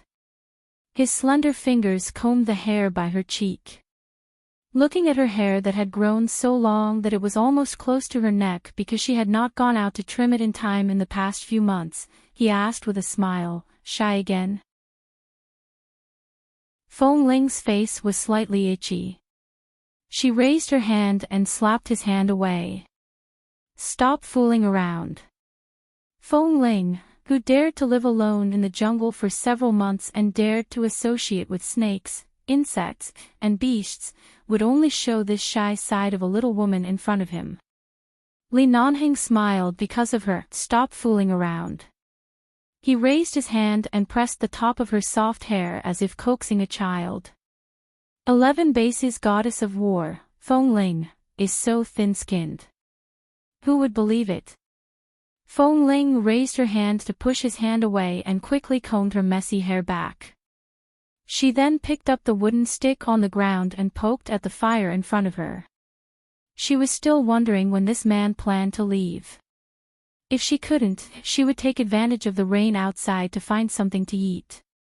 "When are you leaving?" Thinking of this, she asked directly. There was a crackling sound on the fire. Li Nanheng watched her unconsciously poking back and forth. His lips curved slightly and he reached out to hold her hand that was still holding the wooden stick. "You still want to chase me away? Do you think my skin is as thin as yours? Since I'm already here, how can I leave? Unless you go back, from today onwards, this cave belongs to the Li family. Li era, dads, please vote." Chapter 1240. With that, the man added, "Like you, change your surname to Li, Feng Ling." "When did I change my surname to Li?" Li Nanheng chuckled. "It's a traditional virtue of the Chinese. After the woman marries the man, the surname in front of her name will be the surname of her husband's family. Even in this era, there's no need to write the Li family surname. Even if you're Chinese, you still have the blood of your ancestors. This is all left behind by your ancestors. Isn't it only a matter of time before your surname is Li?" All you need is a formal proposal and marriage process. If you want it, come back to the Leaf family with me now. I'll satisfy you. There were the most Chinese people in the entire base, and the Leaf family and Feng family were also Chinese. Although they were in Los Angeles, they usually came into contact with Chinese people. Although Feng Ling didn't know much about this kind of thing, she had a rough idea. Of course, she understood what he meant by changing his surname to Li. Grandfather Li had personally gone to the base to invite her to the Li family as a guest and had clearly accepted her. She didn't know how long Li Nanheng had been a lobbyist for those old men when he returned home to make such a stubborn old man personally go to the base to treat her so well in public. In addition, she later learned about the cenotaph. It was really a coincidence. Their fate was already so coincidental. Coupled with the fact that their hearts were in each other's hearts, how could she not be willing to marry him? She couldn't shake the man's hand away, so she could only put down the wooden stick and then turn to look at him. The reason why Elder Li accepted me is because he already knew that I was the second daughter of the Feng family. He knew that I was the cenotaph he married. Seeing that she had something to say, Li Nanheng raised his good-looking brows and looked at her. Then if I refuse to return to the Feng family and refuse to accept the identity of the second daughter, will Elder Li have any objections? No. At the same time, he tucked the hair sticking to her cheek behind her ear. Looking at her white ear, he touched the soft flesh under her ear. The Li family doesn't have so many complicated thoughts. As long as you break their original stubbornness, they won't care too much about these small details. As long as you give them a great-grandson as soon as possible, he will definitely be the treasure of the new Li family. If anyone dares to touch him, the four old ones will definitely rush out to protect him. Feng Ling, who was able to maintain a serious and calm expression, almost collapsed. Who wants to carry a child? After that, she didn't listen to the man speak again and suddenly stood up. The rain outside has stopped. I'll go get some wild vegetables and mushrooms and bring back some edible things. Don't wander around here. If you wander around outside, it's easy to get lost. Li Nanheng glanced at her. I'll get lost? Do you think I'm a 3-year-old? It's really wrong to compare yourself to a 3-year-old. When I was 3 years old, I wouldn't get lost here. Feng Ling muttered again and then found that she didn't know what she was talking about. When she saw the man sitting on the ground looking at her with a faint smile, she simply stopped talking and turned to walk out. The jungle was very fresh after the rain. Occasionally, there would be some rainwater falling from the top of the dense jungle. It was some rainwater that had accumulated on the leaves, but because it was too dense, there was not much that fell. Feng Ling often came out to pick wild vegetables and find wild fruits. This was her daily routine, but now that Li Nanheng was here, she would deliberately get more. When she walked back with a basket of vegetables, fruits, and a few bird eggs, she vaguely heard some movement in the cave. She subconsciously walked back, but as soon as she approached, she saw that Li Nanheng had cleared the tall grass near a large area outside her cave. He had also flattened the ground and used flat stones to pad the ground, forming a large square ground. It looked as neat and clean as the cobblestone ground that could often be seen in the city. At the same time, she saw that the man had cut down an old tree that had withered for many years not far away. It had only been more than 2 hours, and he had actually broken that withered tree. Feng Ling looked at the neatly broken spot under the old tree in surprise. She then saw that the man had used something to smooth the various wooden boards. She saw that he had piled the wooden boards by the side and was busy stacking the stones by the side. She seemed to understand something and rushed over. You're not going to help me build a house, are you? The man had been busy for a long time, and his black t-shirt was soaked with sweat. Hearing that she had come back, he simply glanced at the things in the basket in her hand and then at her. It's not a big project to build a wooden house in such a place. As expected. He was really going to build a house for her. Looking at the large stones that he was embedding into the ground, she realized that he was making a simple foundation. This place was against the mountain wall and there was usually not much wind, so as long as the foundation was solid, it would be fine. There was no lack of soil, stones, and wood in this kind of place. However, Feng Ling was curious about how Li Nanheng had broken the trees so quickly. She didn't hear any sound of cutting trees, and it seemed that he had made a lot of wooden boards. Although this amount of wooden boards was definitely not enough in such a short period of time, this speed was already very fast.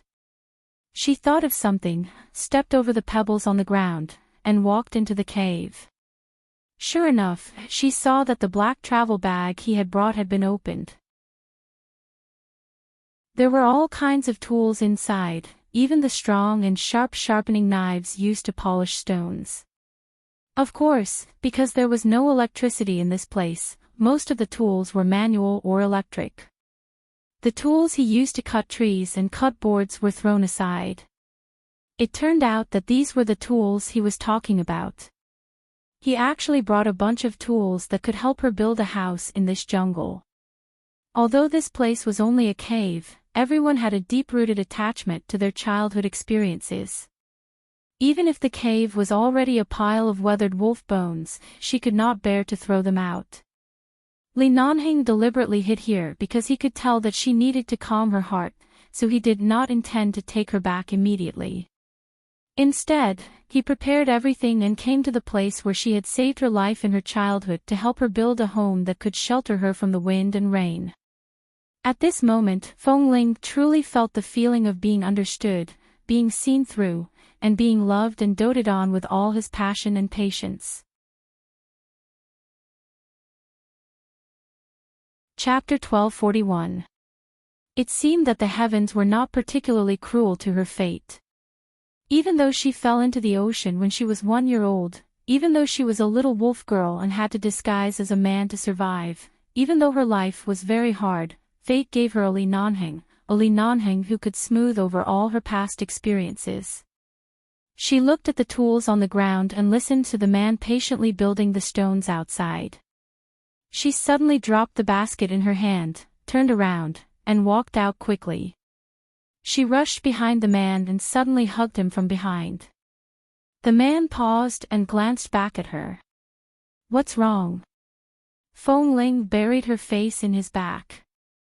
She had never been good at expressing herself with words, especially when it came to feelings. When she knew that she really liked him, she chose not to be so passive and would respond to him. She would try her best to learn to cooperate and not hurt his heart. At this moment, she was overwhelmed with emotions. She didn't know what to say. She just hugged his waist tightly through his sweaty clothes, but she couldn't speak. After being hugged by her for a while, Li Nanheng suddenly chuckled. He did not push her away but bent down to pick up the polished stones. He turned his head to look for a suitable place to embed them. At the same time, he said, "It's nothing. Don't be too touched. This place is very important to me. I won't destroy it. I'll just connect a wooden house outside this cave and put it next to the cave inside. At least it's like a home. Even if I leave in the future, if I want to come back to take a look, there'll be a decent place to live." Feng Ling nodded and pressed against his back. After a long while, she said, "Do you need any help?" Li Nanheng suddenly reached under his clothes and decisively took off his sweaty t-shirt. Seeing that the man was suddenly naked, Feng Ling looked at him with a flushed face. She didn't understand what he was doing in broad daylight, but the man just casually threw the clothes into her hands. "Help me wash my clothes and cook. I don't need anything else." "Feng Ling. You really treat me as a woman." Li Nanheng glanced at her. "Not a woman. In this jungle, guns, sticks, and agility were useless." If it was really talking about building a house, Feng Ling really couldn't help much. Earlier, she had seen the man's ability to do things and build structures. Right now, she seemed to only be able to wash clothes and cook. Why did she suddenly have the feeling that she could plow the fields and weave the cloth?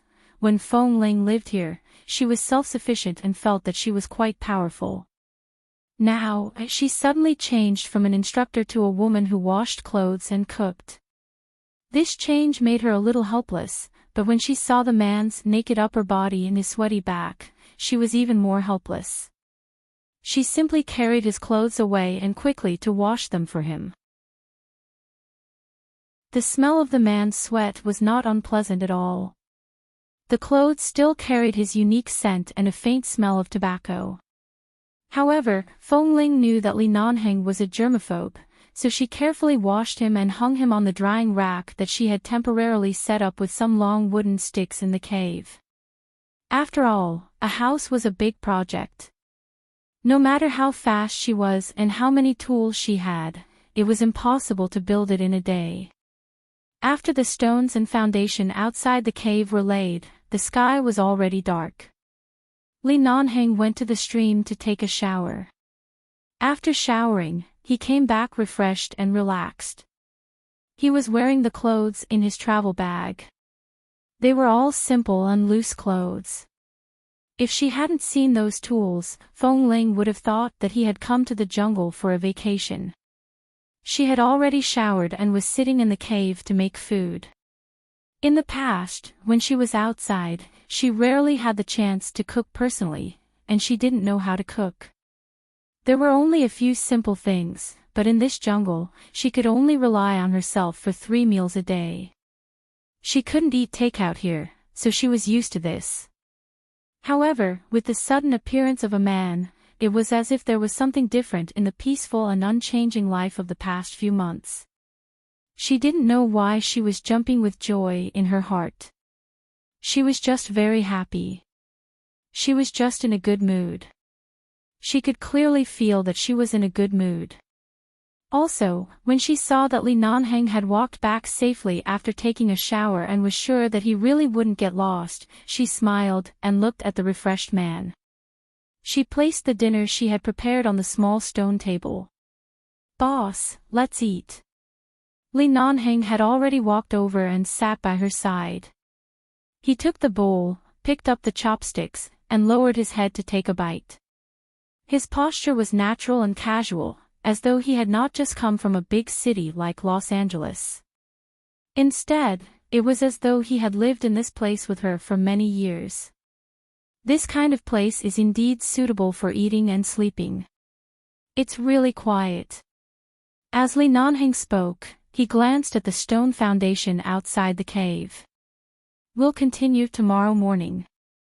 The wooden planks that a tree can make aren't enough. Are there any other withered trees nearby?" "Yes, there are 2 more about 200 meters away on the other side. There are more nearby." Feng Ling put down the bowl in her hand and looked at him. "It's enough that you want to help me build a house. I appreciate it. There's no need to go through so much trouble." Li Nanheng sneered coldly at her polite words and continued to eat. After eating, he put down the tableware and glanced at her while eating. The light of the fire shone on Feng Ling's face, making her complexion look healthy and rosy. Originally, because they hadn't seen each other for a few months, he wanted to take advantage of the break to sit by the side and take a good look at her. However, as he watched her swallow her snow-white neck, the man's eyes gradually became uncontrollably hot. Feng Ling turned to look at him because of his gaze and met the man's gradually darkening gaze. She slowly shifted her gaze away and lowered her head to continue eating as though she hadn't seen anything. Originally, her eating speed was normal. It was just that compared to the speed at which the man beside her ate, she was a little slower. However, right now, she really slowed down without batting an eyelid. After a while, she finished eating and put down the cutlery. There was nothing left to hold in her hand. After 2 seconds of silence, she said, "I'll go wash the dishes." As she spoke, she was about to put away the cutlery and go out to bring it to the stream. She had just stood up by the fire and was about to take the cutlery out when she suddenly heard the man sitting by the side sigh with a smile. "It's already dark outside. Put it in the water first. It won't be too late to wash it tomorrow morning." Chapter 1242. Not only was it dark, but it also sounded like it was raining outside the cave, but it was not raining heavily. "It's raining. Will there be any problems with those wooden boards being wet?" "There's no problem. At most, there's moisture in the wooden boards. After the house is built, we'll leave it empty for 2 days before living in it. It's not a big problem." Hearing this, Feng Ling did not ask any more. She placed the cutlery in another basin with clear water by the side, washed it simply, and placed it by the side. She planned to take it to the stream tomorrow morning to wash it properly. In the end, when she wiped her hands briefly, she turned back to see that Li Nanheng was still sitting cross-legged there. It seemed that he had not moved for a long time. He was just looking at her, his eyes never leaving her. Feng Ling had seen Li Nanheng many times. She had also seen many different gazes that belonged to him. However, it seemed that every time she saw his gaze, her body would soften. She put away her armor and wanted to take the initiative to approach him. She wanted to hug him with her passion, but she was not good at expressing herself, so every time she almost collapsed under his gaze, she would subconsciously want to divert her attention. However, it wasn't easy for the man to arrange the time and everything. He entered the jungle to find her and accompany her. In this place where there was no signal, even if he wanted to kill time with his phone, he would not give her a chance to divert her attention. When Feng Ling wiped her hands and walked over, he reached out to hold her hand and pulled her. Feng Ling was originally a little on guard and stood steadily. She subconsciously wanted to struggle back, but the man only held her and raised his cold and handsome brows at her. There was a faint smile in his eyes. She paused and relaxed her struggle. However, in this moment of hesitation, the man increased his strength and pulled her over into his arms. Feng Ling hit him hard in his arms and sat on his thigh. The man's lips rubbed against her hairline and he whispered in her ear, "Why are you hiding?" "Feng Ling. I didn't dodge." At the same time, she turned to look at him, but at this moment, the man planted a kiss between her brows, and then slowly moved down, landing on her eyelids. "I don't know how I survived these past few months. It's good. I'm enjoying a peaceful and happy life outside alone. I said that I would go back soon, but in the end, I haven't been seen for 4 months. I've changed from the mighty boss of 11 base to a wife waiting stone. If it weren't for the fact that I'm so pitiful, do you think Ah Feng and the others would let me leave the base to look for my wife so easily?" Feng Ling pondered and felt that the reason why Li Nanheng was allowed to take a leave was definitely fake. With Ah Feng's personality, how could he do everything for the Li family and the base so easily? He must have used some other method. But no matter what method he used, he had indeed found this place. She leaned against his arms and did not move. She gently rubbed her head against his shoulder. "I'm sorry. I've been living here for the past few months and I've almost forgotten the time. I only realized that I've been gone for 4 months. Your apology is too insincere. I don't accept it."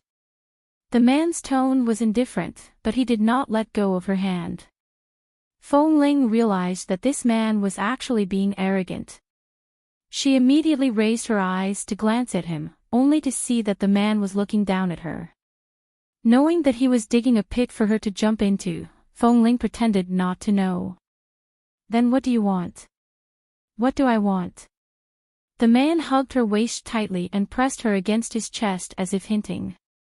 At the same time, he lowered his head and pressed his forehead against hers. His warm breath pressed against her lips. "I want everything. I want this and that. Are you willing?" When have you ever cooperated obediently? Feng Ling blinked and did not speak. The man raised his hand to stroke the back of her head and looked deeply into her clear eyes. He was about to kiss her. When she subconsciously shrank her neck back, he did not give her a chance to dodge and decisively pressed the back of her head. In the end, Feng Ling's lips hit his heavily. The man accepted it with a smile and sucked her soft lips. The kiss was relatively calm. It was not the kind of kiss that he could not wait to press her to the ground and strip her naked. Instead, he kissed her patiently and finally kissed the corner of her lips.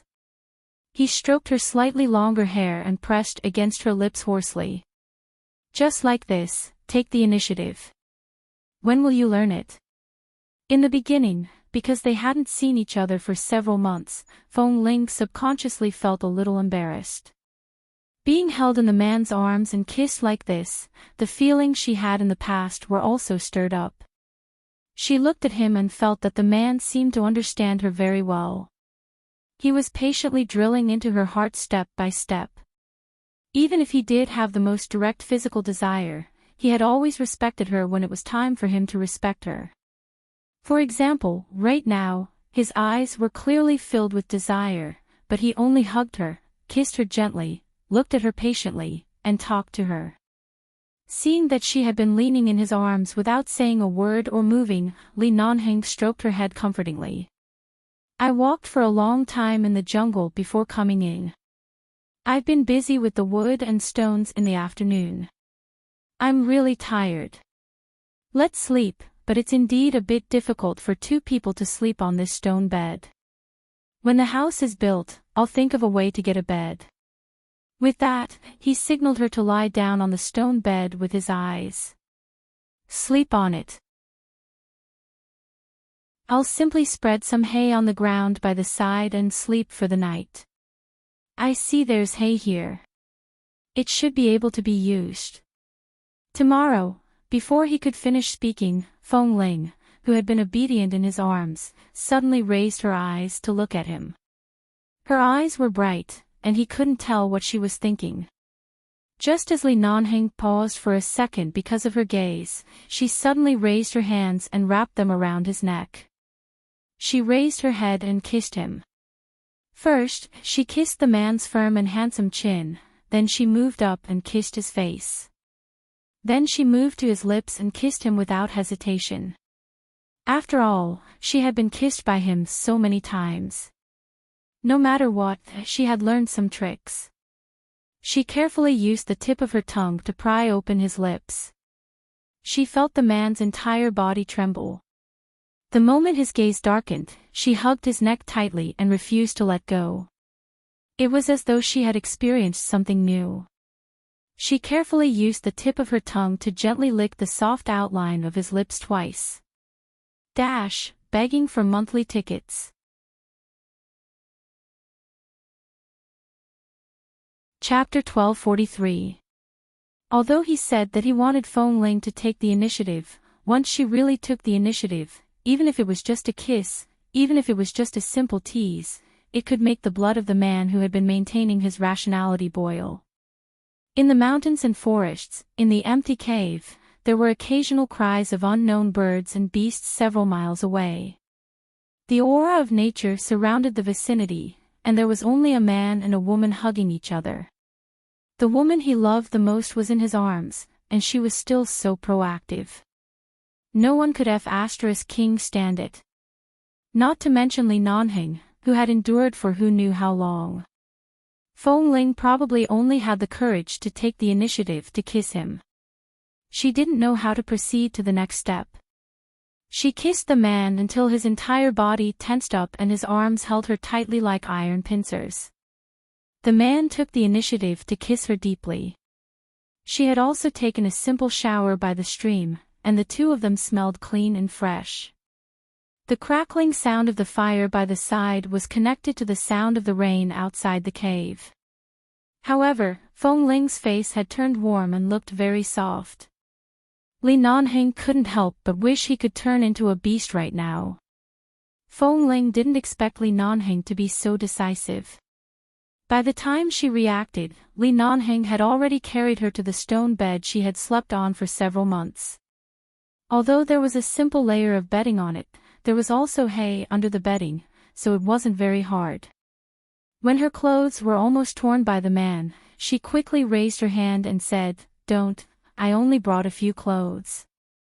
If I break them, I won't be able to wear them." The man's hands stopped moving, but he switched to other methods of attack. He let go of the buttons on her clothes and turned to kiss her neck passionately. He kissed her until her whole body was numb and she couldn't stop trembling from the arousal. It wasn't until she unbuttoned the first 2 buttons of her shirt that the man took the opportunity to strip her clothes off. In an instant, she was completely exposed to the air from one shoulder to the back. He looked at her fair shoulder and kissed it.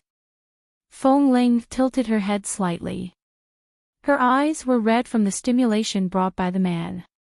Her mind kept replaying the scene of herself curled up in this cave when she was 5 years old. At that time, no matter if she was cold or hungry, she could only stay here, waiting for the wolves to come back, or holding her growling stomach in a daze. Time had changed. At that time, she would never have imagined that one day, a man would come to this place because of her. He understood her feelings for this cave. He helped her build a house outside, stayed with her here, and even pressed her down on the stone bed that she used to lie on when she was young and stare blankly at it.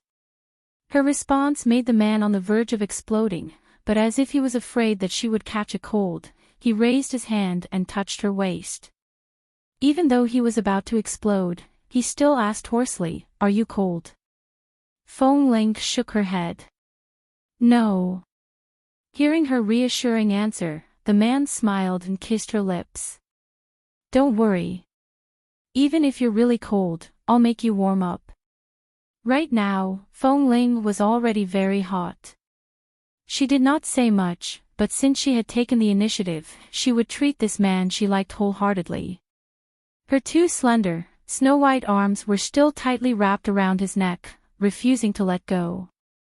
The man's hand moved down again and again, peeling off her remaining clothes.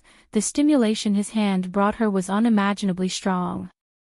Feng Ling cried out involuntarily under his deliberate action. She then turned her head tremblingly to bite his shoulder. The expression on her face was unclear whether it was excessive pleasure or stimulation beyond the acceptable range. Although she forced herself not to make a sound, the way she trembled in his arms still made his blood boil.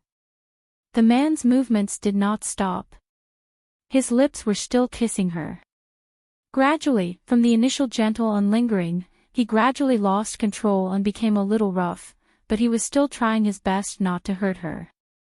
When he felt that he was about to lose control, he pressed his lips against hers and asked hoarsely, "Did you miss me?" Feng Ling closed her eyes.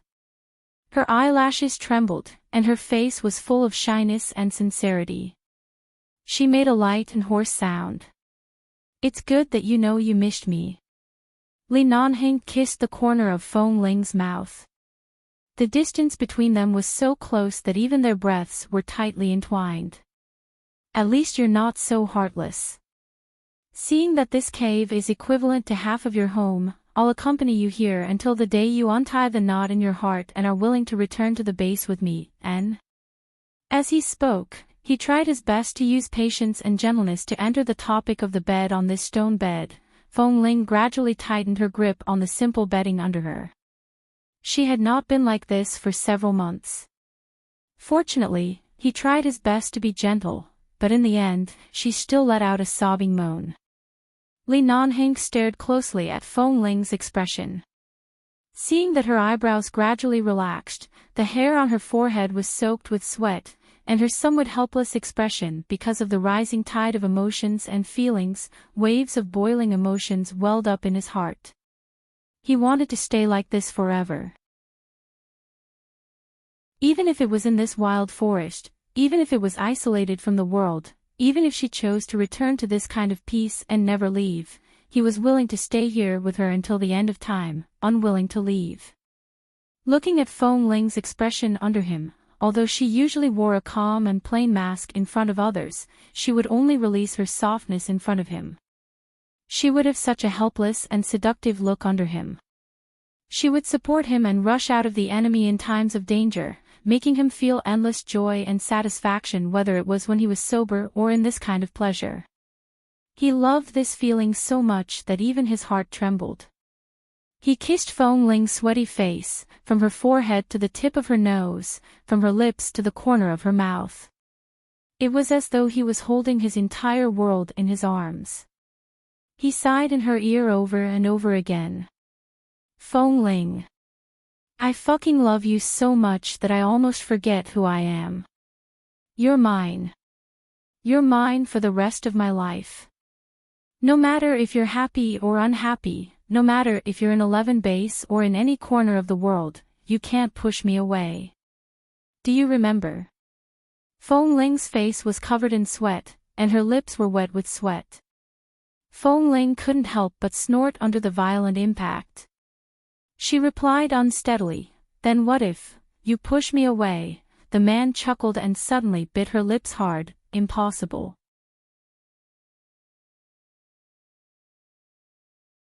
Chapter 1244. Even if you put a knife to my neck, I won't let you go. How can I push you away? Li Nanheng tightened his movements as though he was punishing her. Fong Ling's entire body trembled. It was as though a small electric current had passed through her entire body. Her entire body tensed up to the limit. Gently, gently. She tried her best to suppress her voice. Don't, don't. She couldn't hold it in any longer and her voice turned into a sobbing tone. When the man temporarily ended but did not intend to completely end it, Fong Ling recalled that the man had taken the initiative. She remembered that he had been rushing on the road today and had been busy outside, yet he still had such astonishing stamina. She was really impressed. Even though her entire body was numb and sore and she did not want to move, she still turned over beside the man, her eyes hazy from the tears.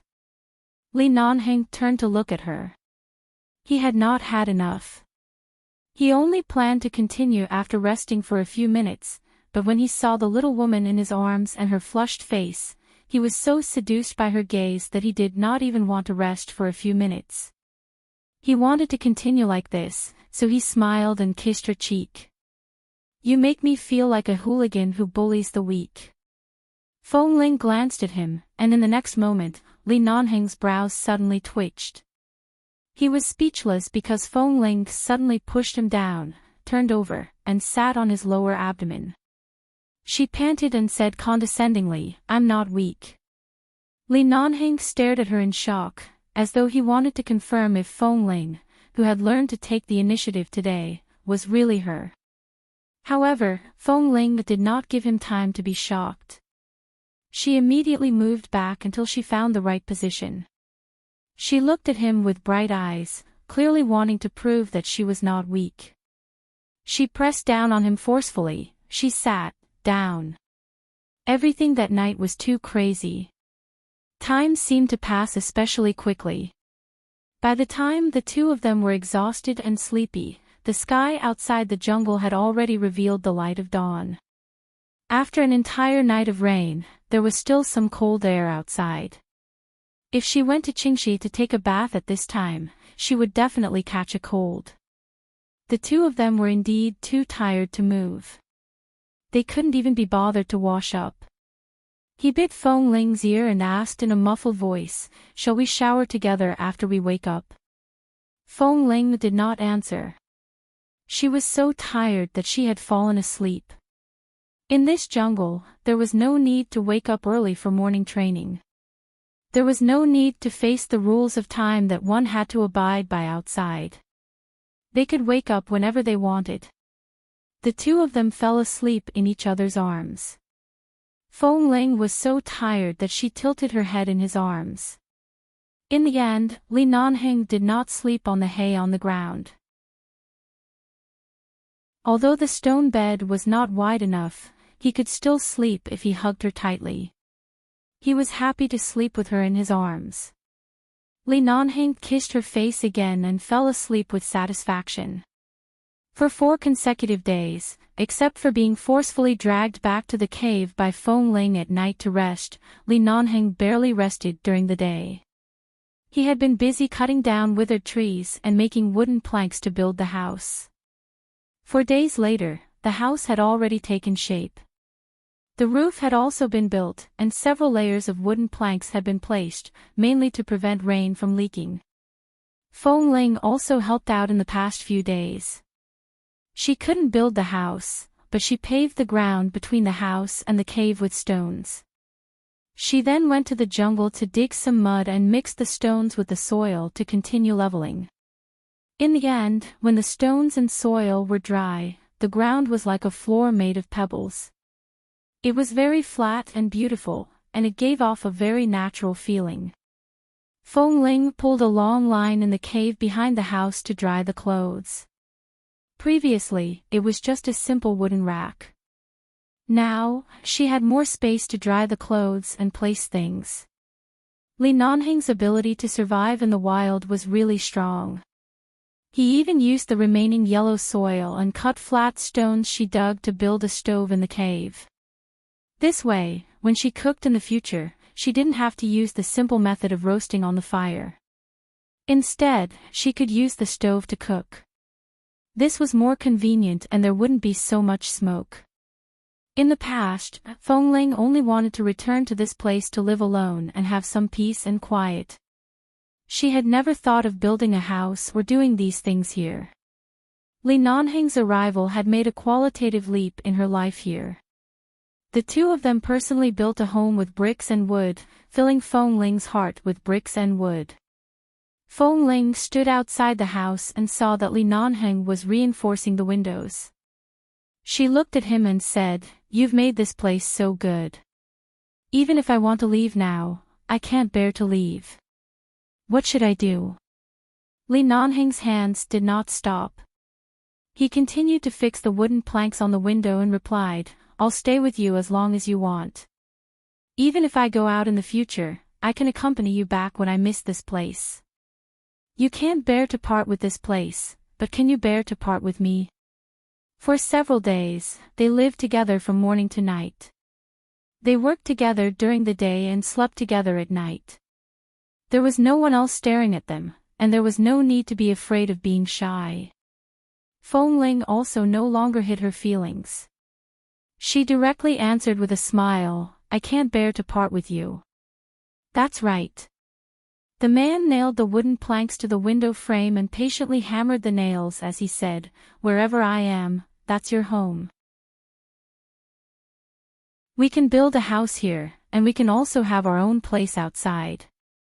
You can live wherever you like. The important thing is that as long as I'm here, you won't be without a home, understand?" A person who had never had a home since she was young watched her own home being built with her own eyes.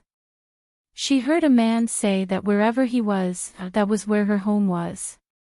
What could be more satisfying than this? After another day, Li Nanheng went to chop trees and cut wooden planks again. Feng Ling helped by the side and asked, "What are you going to do this time? Isn't the house already done?" "Bed," Li Nanheng said concisely. Feng Ling's gaze abruptly fell on the wooden planks in his hand and the wooden planks piled by his feet. Seeing these wooden planks, she knew that he was going to make a very, very big bed. She couldn't help but laugh. "I thought you enjoyed hugging me to sleep on the stone bed every day." "Yes, I do enjoy it, but it's not a long-term solution." Li Nanheng blew on the freshly cut wooden planks in his hand and said mildly, "That stone is 2 meters long, more than 1 meter wide, and it's not low. No matter how good my physical strength is, I'm not an immortal. Even if there are a few more Li Nanheng, I won't be able to lift it. I have to put a decent bed in this newly built house." Chapter 1245. Feng Ling nodded and felt that what he said made sense.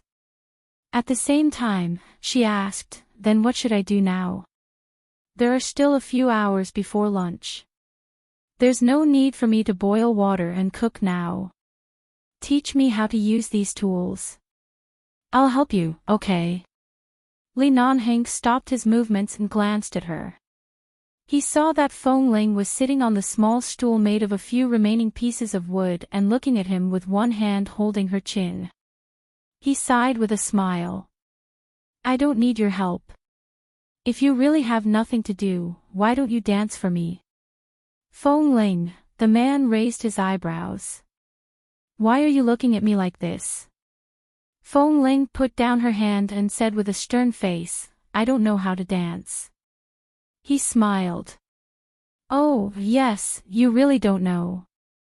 Feng Ling, then why don't you do a set of boxing, or those basic close combat moves from the base? It looks good when you link them together. Why don't you do it for me? No. You know how to do this. Why don't you do it? You taught me. In front of you, this is called showing off in front of an expert. If I do something wrong, you'll scold me. I won't do it. Li Nanheng was amused. I only scolded you when you first came to the base. At that time, your physical strength was indeed inferior to others, and some of your basic movements were not standard. Do you still hold a grudge against me after I taught you a few lessons? I'm telling the truth. You used to scold me a lot. Feng Ling rolled her eyes at him. Li Nanheng chuckled. He liked how she was less and less able to hide her emotions. Then what should I do? I can't bear this grudge for a lifetime. Why don't I stay down for the next few nights?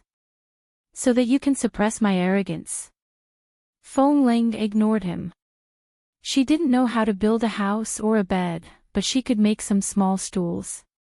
She walked over and picked up a few pieces of wood that had been cut off. She found a few pieces that were relatively neat as though she had found a treasure. She quickly took them to the side and put them together to make some small stools or other simple things.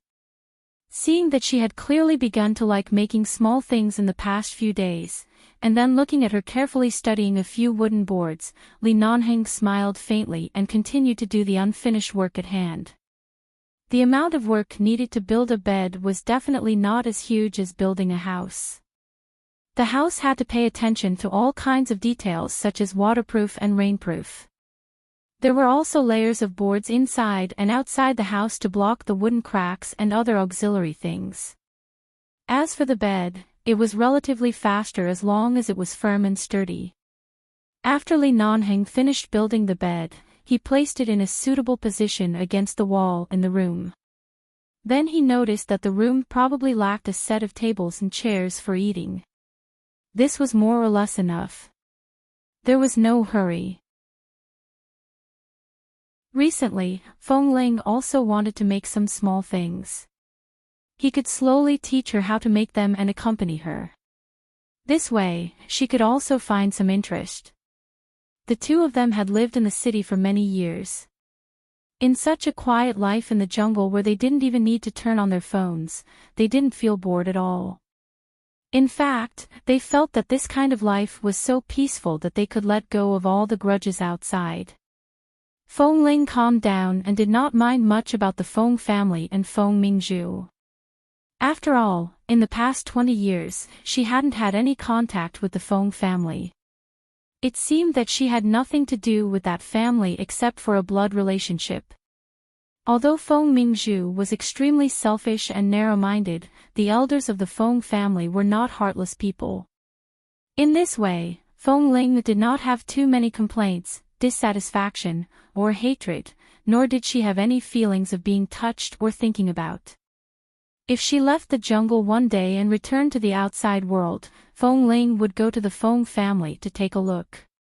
If the Feng family insisted, she would go to the Feng family to take a look and personally remove her mourning hole.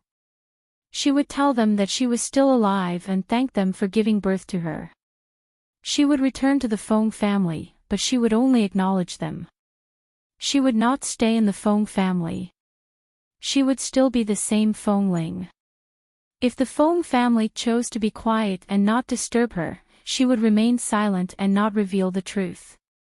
It would be best to maintain the status quo. Feng Ling knew that no matter how peaceful and happy her life in this jungle was, sooner or later, she would still have to go back. Both of them had things to bear on their shoulders. This kind of peaceful life could only exist in books and stories. In reality, they both had responsibilities to bear. Feng Ling learned things very quickly. Although Li Nanheng had never learned any carpentry, men were all agile and had a natural sensitivity to these things, so he helped her build a house bit by bit.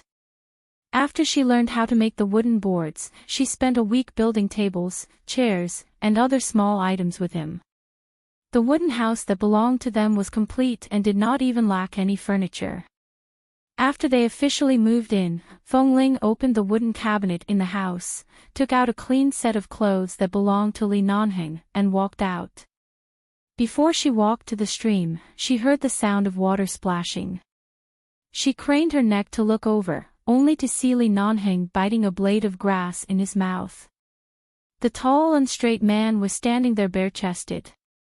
With one hand, he lifted the flowing water in the clear stream onto his body, while the other hand was on his waist. With the grass in his mouth, he looked like a grandfather who was the king of the forest. There seemed to be something moving around the man's feet. Feng Ling walked over and saw that it was a small wild boar. However, its two front trotters were tied to a rock with a rope, and it was struggling with all its might. She then looked at the man who was standing calmly by the side taking a shower. She didn't even need to think to know that this little wild pig had foolishly bumped into the leather boots of this man. Otherwise, how could he be tied up here so miserably? She walked over with a smile, squatted down, and placed the clothes in her hand on the clean rock by the side. Then she picked up the little wild boar's pair of pig trotters with her hand, and the little thing struggled even more happily. There are quite a few birds and beasts in this jungle every day. We have a good balance of meat and vegetables here. Why did you tie it here? It's too small.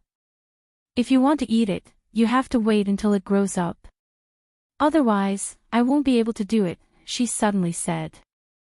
Both of them came from the base, and their ears had always been sharp. Besides, they had lived here together for so long. Before Feng Ling approached, Li Nanheng heard that it was her. He did not turn back but stood there and splashed water on his body. Hearing her words, the man looked back at her. If it were any other woman, he would have picked her up and said that he couldn't bear to eat or kill her. However, in her mouth, it became that even if he wanted to eat it, he had to wait until it grew older. Then I'll raise it before eating it. Raise? Who will raise it? You. Feng Ling pointed at herself and then at the little wild boar on the ground. Li Nanheng, it's enough to raise you. You still want me to raise a pig?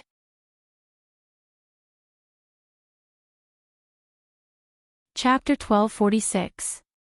Li Nanheng, it's enough to raise you alone. Why do you want me to raise a pig? There was nothing wrong with the second half of this sentence, but the first half made Li Nanheng's brows twitch and he stopped splashing water on his body. Then he suddenly smiled meaningfully and looked at her. Come here. Seeing the man's dangerous smile, Feng Ling's fingers were still hooking the front hooves of the little wild boar. Listening to the little pig's cries, she said firmly and decisively, no. Li Nanheng immediately squinted at her. Feng Ling continued to tease the little wild boar that was already crying anxiously. She was about to untie it when Li Nanheng walked up from the stream. The man's upper body was bare, and the trousers of his trousers were also wet, but it did not affect the man's handsome appearance at all. He walked over and said, if you dare to let her go, if I don't roast it tonight, I'll roast you and eat you. Feng Ling paused and rolled her eyes at him. Even if I bring a pile of wild boar meat and place it in front of you, you'll still eat me. You speak as though you'll let me sleep peacefully in bed one night. With that, she pointed to the little wild boar. And this is too small. It looks like it was born less than half a month ago. If you want to eat fresh and tender meat, you have to look at the size. This kind of meat is not fresh and tender. It's too tender. It's not delicious at all. Li Nanheng looked at her condescendingly and narrowed his eyes. Then do as I say. Raise it first and eat it when it grows up. The corner of Feng Ling's mouth twitched. I don't lack food. Why do I have to raise it? Even if humans live at the top of the food chain, they have feelings for it. How can they eat it? If you don't want to eat it, then raise it.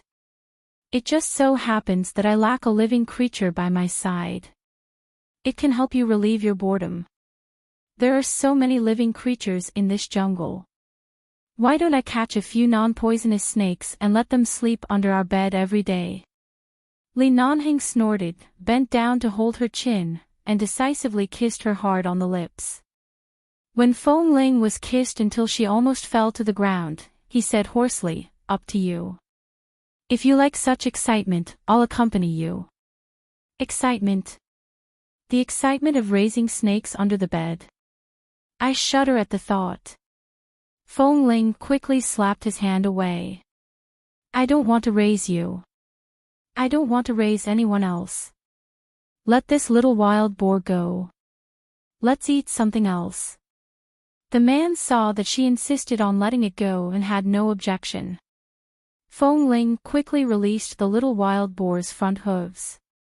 The little thing howled twice and quickly turned around and jumped far away. This thing's running speed was not like that of poultry. Wild boars were born with fast speed.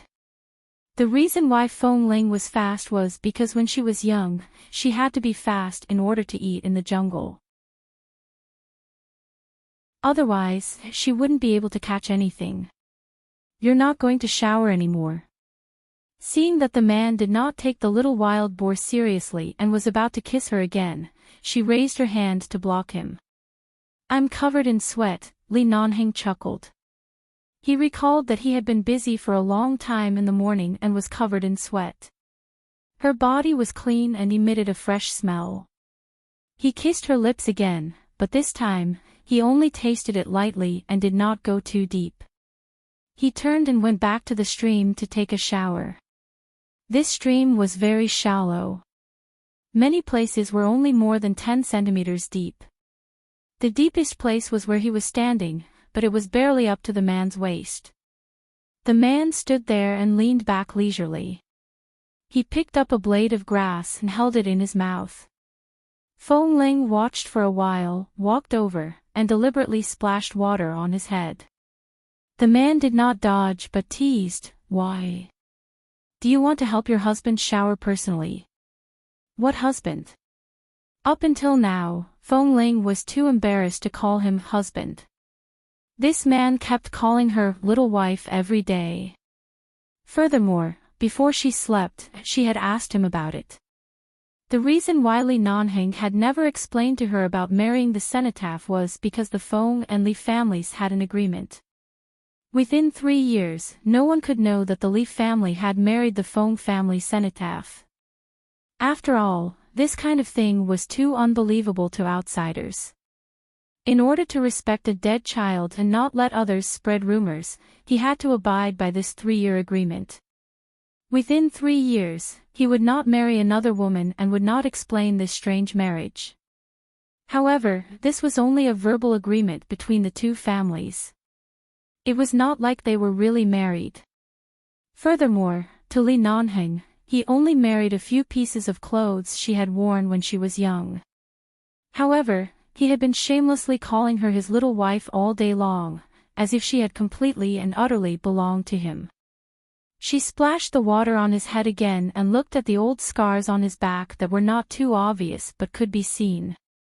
These scars were not ugly on his body. As a man who came out of 11 base, it was impossible for him not to have a few old scars on his body. People did not live in a fairy tale world. No one was perfect and invincible, and it was inevitable to have some injuries occasionally. However, the gunshot wound on the back of his shoulder. Feng Ling placed her hand on his gunshot wound. She had once used a dagger to help him remove the bullet here. At that time, the man was sweating in pain but did not make a sound. At that time, in Boston, he protected her in his arms and helped her block the bullet. Later, although he was clearly so weak, he still raised his gun and appeared when she was almost surrounded, like a god descending. Her fingers stroked there for a long time. The man saw that her hand did not leave and gently rubbed it repeatedly. He knew what she was thinking and raised his hand to press her hand there. If you want to help me bathe, come down and bathe together. Don't secretly take advantage of me. Who took advantage of you? Feng Ling patted his hand again and lowered her head to look at the grass in his mouth. You haven't smoked since you came here. Are you addicted to smoking again? The man didn't answer directly. He just casually leaned back, narrowed his eyes and looked at the fine light sprinkling down from the dense leaves above. He just responded with a shallow "N." I saw that there were a few boxes in the travel bag you brought, but why haven't you smoked? The man curved his lips slightly and said leisurely, it's not safe to smoke in the jungle. After all, this is the place where you lived when you were young. It's too clean and has too many memories of you. It can't be polluted by any external things, not even secondhand smoke. W. 4M.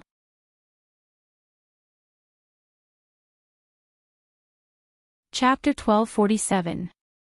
She knew that this man was usually so bad that it was impossible for him to have such a profound consciousness. But he really didn't smoke since he came here. Sometimes, she saw men holding a blade of grass in their mouths. She had heard from some brothers in the base who wanted to quit smoking that men quitting smoking was like detoxification. Although it was not as painful, it was not good either. The way to relieve this discomfort was to put something in their mouth. It was good to eat some snacks. If there were no snacks, they would hold something to relieve their addiction, but she didn't know how long it would take to really quit. In the past, Li Nanheng did smoke a lot, and she occasionally told him to smoke less. It was okay to smoke, but not too much. She was afraid that his body couldn't take it. Now in this clean and fresh jungle, after not smoking for several months, his lungs seemed to have been washed by the air several times. Feng Ling curved her lips slightly and hugged his neck from behind. As if rewarding him, she kissed his wet hair. After Feng Ling disappeared for 4 months, Li Nanheng also disappeared for half a year after temporarily leaving the base. However, before Boss Li left, he arranged a lot of things in the base. He also went back to the Li family to make sure that the elders were in good health and everything that he needed to worry about was taken care of before leaving. Therefore, this half a year was neither fast nor slow, and there weren't many troublesome matters. Occasionally, there were some problems that needed Boss Li to deal with and make a decision himself. The base hall couldn't get through to him, so they could only send him a message. However, after the message was sent, it would take a few days for Li Nanheng to reply. There was almost no signal in the jungle. Occasionally, there would be some weak signals when they walked a little further away. There was a solar charger developed by the United Nations Science and Technology Museum in 11 Base, so the power of his cell phone could last a long time. However, because there was nothing troublesome, Li Nanheng didn't touch his cell phone most of the time. After all, he still had the Li family in the base behind him, so he couldn't really leave them alone. Occasionally, he would take a few minutes to reply to messages and deal with problems. Half a year ago, it was still the transition season between spring and summer, and in the blink of an eye, it was almost winter. However, because Li Nanheng was here, Feng Ling didn't have to sit by the fire every day. The cabin was warm and comfortable every day. Feng Ling watched as the man returned with his phone and knew that he had gone to find a place with a signal to reply to a message. She supported her chin with one hand and leaned against the window of the cabin. She watched the man's tall and straight figure and thought about how the two of them had unknowingly spent half a year here. For half a year, they didn't separate from each other at all times. This kind of time was something that they had never experienced before, but it was also so short that it made people wonder if life was really fleeting. How come it's been half a year? It was true that she had left for too long. She had enough time to rest and recuperate, but she couldn't bear to part with this place. She couldn't bear to part with Li Nanheng every day and night, and she couldn't bear to part with this home they had built bit by bit. As time dragged on, winter came in the blink of an eye. Li Nanheng walked back to the cabin and was about to throw the phone back on the bed when he saw that Feng Ling was holding her own phone. She hadn't touched her phone in months. "Help me charge my phone too," she said. Li Nanheng glanced at her. "What are you doing?" "In a few months, after this winter, the weather will warm up. Let's go back." Feng Ling raised her phone. "Before I go back, I have to restore contact with my old friends and take the time to answer their various questions. Otherwise, when we go back one day, I'll probably be drowned by their questions and saliva. If you don't want to go back, you don't have to force yourself to go back." "How can I not want to go back? I just came out for a few months on vacation. It's not like I want to be out of touch with this world." Feng Ling placed her phone on the bed. "And it's impossible to live in such a place for the rest of your life, unless you're completely carefree. But how can you be carefree in this world? Even people like me, who have no family since I was young, have responsibilities that I have to shoulder, let alone you." Feng Ling put her phone on the bed. Li Nanheng looked at her and did not say anything. He walked over, picked up her phone, glanced at it, and then looked at her. "Are you willing?" "Of course." Feng Ling also looked at him seriously. "Besides, I haven't officially married you yet. Don't tell me you really plan to use the reason of marrying my cenotaph to make me your wild wife in this deep mountain forest. I don't even have a proper marriage process. I'm afraid I won't be able to die in peace." Li Nanheng chuckled. "Just because of this? What else do you want?" Feng Ling tilted her head and glared at him.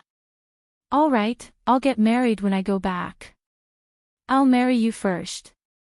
The man nodded and helped her connect her phone to the solar charger. He then reached out and hugged the little woman who was becoming more and more intimate with him. He let her sit on his lap. "You can only be tied to me for the rest of your life. After all, I made a vow in front of the Feng family's 2 elders and the Li family's 4 elders." Feng Ling had never heard of his vow, but from this sentence, she could guess how much this man had done for her after knowing that she was the Feng family's second daughter. She asked, "What vow did you make in front of them?" The man's cold brows moved slightly. Even though there was no one around except for the birds and beasts in the jungle, he still bent down and whispered a few words into her ear. When she suddenly heard this man say that he would never marry anyone except the second daughter of the Feng family, her face instantly heated up. She raised her hand to slap his face away, but the man held her head and kissed her. He turned around and pressed her down on the bed. Los Angeles, the Feng family. Bang! In the hall of the Feng family, Tang Sankai was almost knocked down by old Madame Feng. She stood in place in shock, looking at Feng Mingzhu and Qin Qiu who were arguing inside.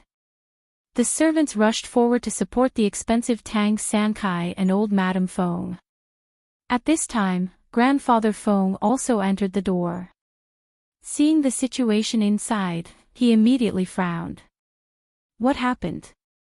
Feng Mingzhu abruptly turned her eyes and saw her grandfather and grandmother who had entered the door. Her eyes, which were already red from crying, instantly turned even redder. She clenched her fists tightly. Tell me. How long have you known? Qin Qiu was still glaring at her. For the first time, Qin Qiu, who had been used to speaking gently and softly to her daughter, spoke to her in such an attitude. Her eyes were even redder than Feng Mingzhu's. W. 4M.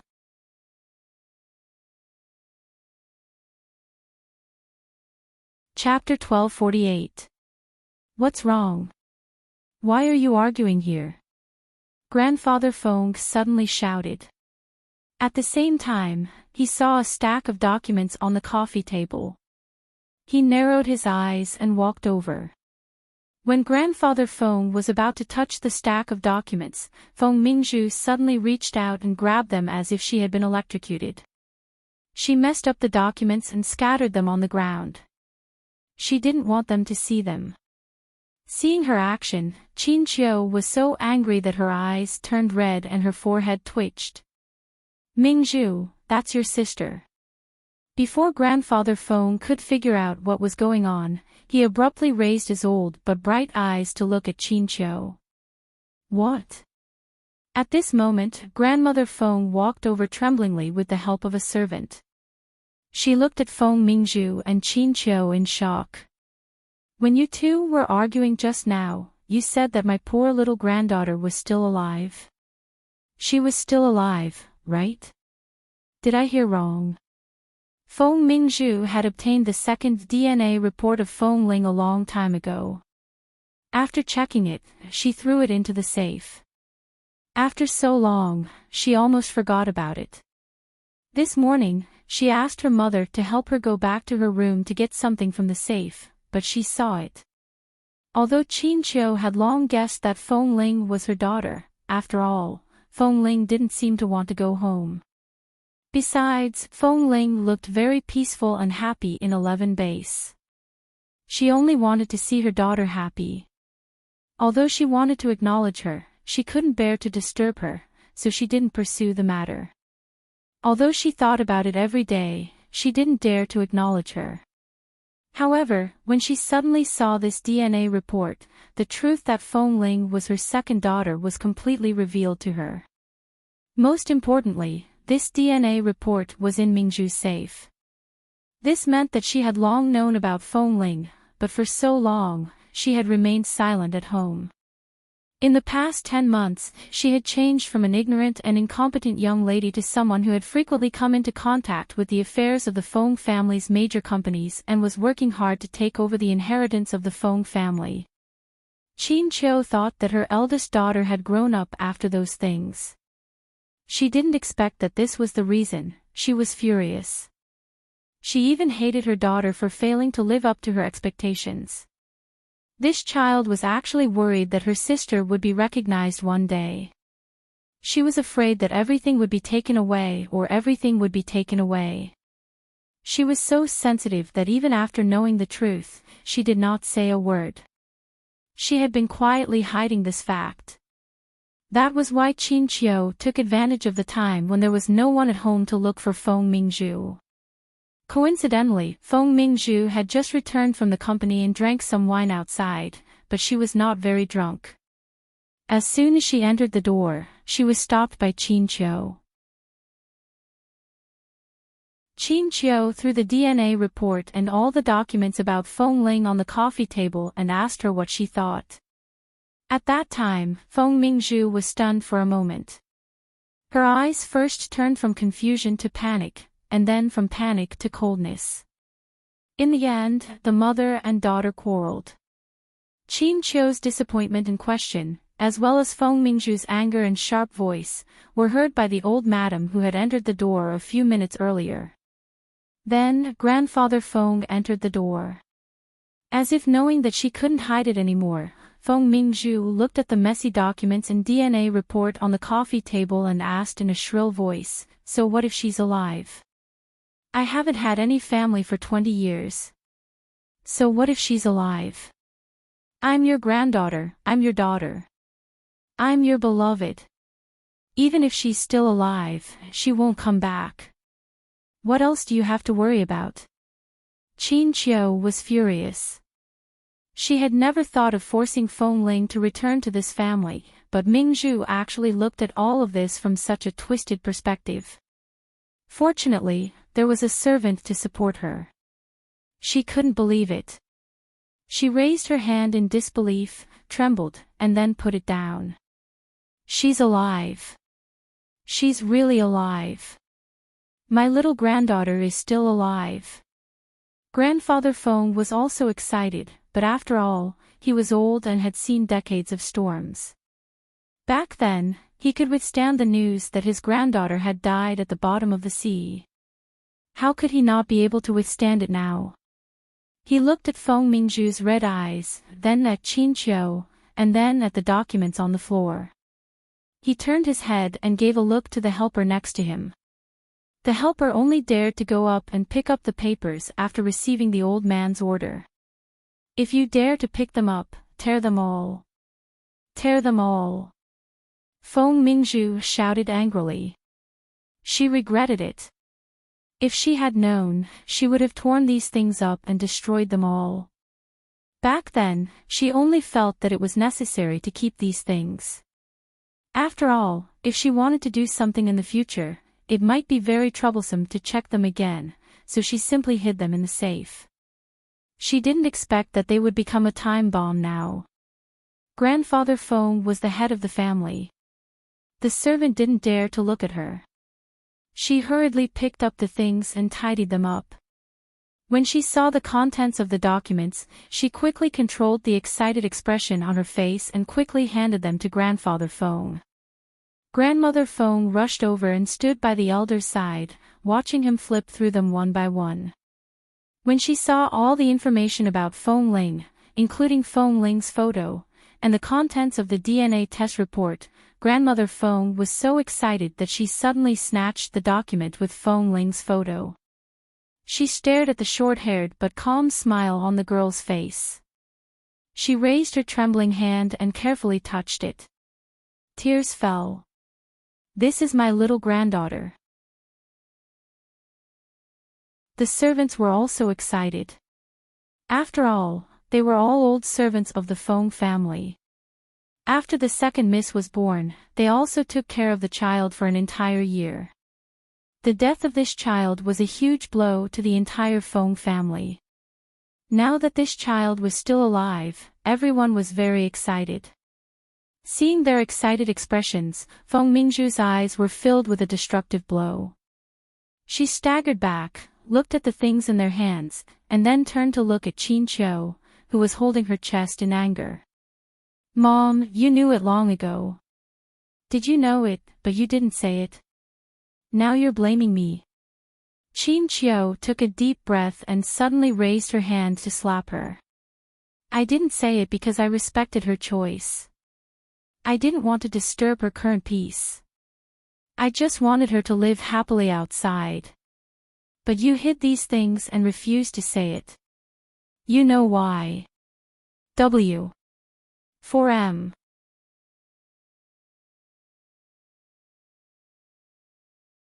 Chapter 1249. Since she was born, she had never been slapped by her mother. This sudden slap caused Feng Mingzhu to stagger back. She looked at her grandparents, who suddenly raised their eyes to look at her. She saw the excitement in their eyes and the flash of surprise. Mingzhu already knew. Grandfather Feng's hands trembled as he held the documents, but his voice was directed at Feng Mingzhu. Why didn't you tell me? Feng Mingzhu bit her lips and looked at them coldly. Qin Qiu was so angry that she clutched her chest and sat on the sofa. Grandmother Feng was still very agitated. She kept staring at the girl in the photo and then raised her eyes to look at them. Where is this child now? Where is she? Grandfather Feng lowered his head to continue reading the documents in his hands. As he read, he said, "There's information here. Her name is Feng Ling. This is in 11 base." Grandfather Feng's expression suddenly froze. He whispered in surprise, "She's in Li Nanheng's place." The two old men gathered together and kept looking at the documents as though they couldn't wait to see a living person in front of them. As Grandfather Feng finished reading all the documents, he could no longer maintain his composure. He asked Qin Qiu anxiously, Xiao Qiu, have you seen this child? Qin Qiu's anger eased a little. She moved her hand away from her chest and said softly, it's a coincidence. When I accompanied my mother out to buy things, my mother's bag was stolen by a robber. It was Feng Ling who passed by and helped snatch the bag back. Just like that, we met for the first time. Qin Qiu briefly told him what had happened and then said, when I first found out that her surname was Feng, I didn't think much about it. Later, when I guessed that she might be my daughter, I remembered the small jade pendant she had been wearing since she was born. There was a Feng character engraved on it. I guess someone made her use this surname because of her jade pendant. The more grandmother Feng listened, the more agitated she became. Even though it was already dark outside, she still turned her head to look out. As she looked, she held her old man's hand tightly. Old man, let's go see her. Let's go bring our little granddaughter back. Hearing that they were going to bring her back now, Feng Mingzhu glared at them angrily. Bring her back? Are you sure you want to bring her back? We don't even know if she wants to return to the Feng family. You're going to pick her up just like this. Sensing Feng Mingzhu's anger, the two elders of the Feng family looked at her again. Grandfather Feng looked at her. Mingzhu, what are you angry about? That's your sister, your biological sister. When you were young, you heard that your little sister fell into the sea. At that time, didn't you cry? Don't you remember that when you were young, you often kissed her in swaddling clothes? We're of the same blood. Why? Feng Mingzhu sneered. If you were me, would you be happy? Grandfather Feng paused and looked at her. After all, she was his granddaughter. No matter how many unreasonable things she had done, he would never think of her from a dark angle. He didn't think about how sensitive she was at this moment. He just looked at her and couldn't understand why she looked so determined, as if she would sever ties with the Feng family as long as they dared to bring Feng Ling back. Enough. Do you still want the whole family to see your dark thoughts? Qin Qiu suddenly scolded her and turned to glare at Feng Mingzhu. Go back to your room and think about what you did wrong. I was wrong. Feng Mingzhu's face was still red. She chuckled softly, but her voice was cold, and her voice was sharp and full of anger. Mom, I wasn't the one who threw my child into the sea. You're the sinner of the Feng family. I'm not. Why should I be wrong? What did I do wrong? Qin Qiu's face instantly turned pale because of her words. She looked at her eldest daughter in disbelief. Bastard! What nonsense are you talking about? Grandfather Feng suddenly said angrily. Mingzhu, apologize to your mother. Feng Mingzhu didn't speak. She just looked at Qin Qiu's pale face, then at old Madame Feng, who couldn't hide her nervousness and excitement because of the news of her little granddaughter, and then at Grandfather Feng, who was glaring at her. Look. She just found out that her sister was not dead. She just found out that Feng Ling was still alive. Now, the whole family was on the verge of ganging up on her. If Feng Ling was really brought back one day, half of the Feng family's daughter's name would be given to her. Everything that belonged to her since she was young would be taken away by the person who should have died long ago. Perhaps they would compensate her more because of their guilt towards Feng Ling. Perhaps they would even ask her, as her sister, to give in to her and endure some grievances. In short, as long as Feng Ling was still alive in this world, it would be a devastating blow to her. I asked you to apologize, but you're still glaring at me. Grandfather Feng finally saw the seriousness of the matter from Feng Mingzhu's resentful expression. He suddenly narrowed his eyes and said, just now, your mother said that you already knew that these DNA and information were investigated by yourself. After knowing the results, you didn't tell anyone. You didn't want your sister to come back. Old Madame Feng also looked at her in disbelief. Mingzhu, how could you bear to let your sister wander outside? Why didn't you say anything? Why didn't I say anything? Feng Mingzhu opened her mouth, but she stood there quietly. Her eyes were a little empty, and her voice was flat and emotionless. Only a sneer could be seen on her lips, but it also flashed past. That's right.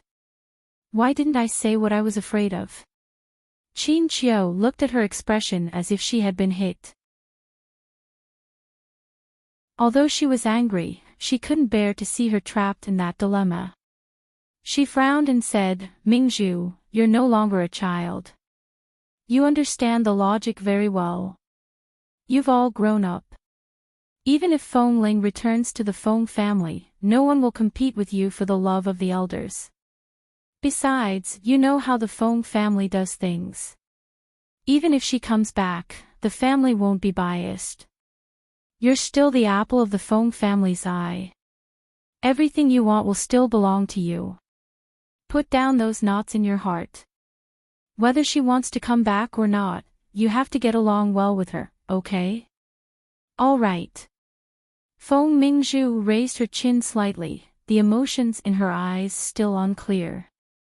If she really comes back, I will definitely get along well with her.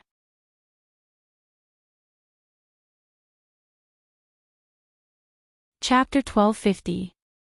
Her tone didn't sound sincere, but now was not the time to argue with her. Qin Qiu looked at her for a while and could feel the anger and injustice hidden in her heart. She was about to say something when Grandfather Feng held the documents in his hand and said, Why is our little granddaughter in Li Nanheng's place? She's just a girl. How did she get into 11 base? Even, he pointed at the documents in his hand. She's in a place like 11 base, yet she has such a thick pile of documents. A girl who ranks first in all kinds of assessments and is recognized as one of the strongest snipers in 11 base. What else? Drill master and champion. What exactly did she experience? When she first saw Feng Ling, Qin Qiu and her mother almost recognized her because of her appearance, but at that time, Feng Ling was still trying her best to pretend to be a man in order to survive. Qin Qiu looked at the documents in Grandfather Feng's hand. Her previous guess was now 100% confirmed. Her heart was in turmoil, and her voice was filled with suppressed heartache. She disguised as a man and mingled in 11 base to survive. I don't know what she experienced, but to be able to force a good girl to disguise as a man, it means that she must have had a bad life before entering 11 base. In the photo, Feng Ling looked very beautiful, but when she heard that she had a bad life before, Grandmother Feng's tears instantly fell. I'm going to bring her back now. Auntie Mai, quickly tidy up a room. Let's change everything into new ones. Buy everything that a girl likes and put it in. I want to bring her back and compensate her for all the things that I owe her for more than 20 years. My granddaughter has suffered too much. I must let her come back and enjoy a good life. Auntie Mai, quickly go and tidy up a room. Let's change everything into new ones. Buy everything that a girl likes and put it in. I want to bring her back and compensate her for all the things that I owe her for more than 20 years. My granddaughter has suffered too much. I must let her come back and enjoy a good life. Ah, all right, madam. I'll go right away. The old servant of the Feng family, Auntie Mai, nodded excitedly. I'll definitely prepare all the things that second miss might like since she was young. I'll let her feel the warmth of the family as soon as she comes back and let her believe that we really love her. Grandmother Feng couldn't stop her tears. She held her old man's hand. Old man, I can't take it anymore. I'm going to look for her now. Let's go together. Grandfather Feng nodded. He folded the documents in his hands neatly like treasures and handed them to another servant by the side. Then he turned to walk out with his wife. Seeing that they were about to bring her back, Feng Mingzhu bit her lip and stood behind the coffee table in silence. Qin Qiu also wanted to take Feng Ling back, but she remembered that Feng Ling seemed to have guessed something at that time, but she didn't say it out, and it seemed that she wasn't used to speaking in front of the elders. If the Feng family rashly went to 11 base to pick her up, not to mention that there were so many rules in 11 base, would they let her go easily? It was also unknown whether Feng Ling would be willing to go with them. Wait a moment.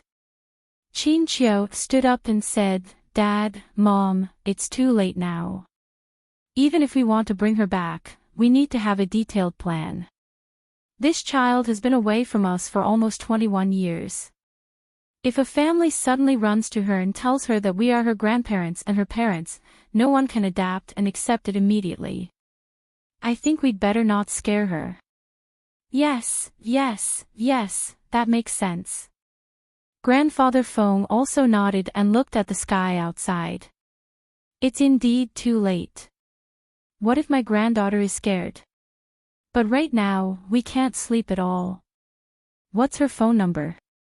Can you give her a call and let us hear her voice first? Qin Qiu shook her head. Feng Ling was a very cautious person, and she was used to keeping an appropriate distance from others. After meeting her a few times, she was not unfamiliar with her, but Feng Ling had never left her phone number. Even when Qin Qiu told her number to Feng Ling just sat there with a faint smile and did not have any intention of remembering it. She didn't want to remember it, nor did she want to have any private contact. Her personality was very alienated. It was impossible to know what this child had experienced when she was young, but looking at her cold personality, she could guess that it was definitely not a warm childhood experience. She was very defensive. Then call the hall of their base. I have the number of their base hall. After speaking, Grandfather Feng turned to make the call. Hearing this, everyone in the Feng family subconsciously followed. They all wanted to hear the voice of this second miss who had been dead for more than 20 years.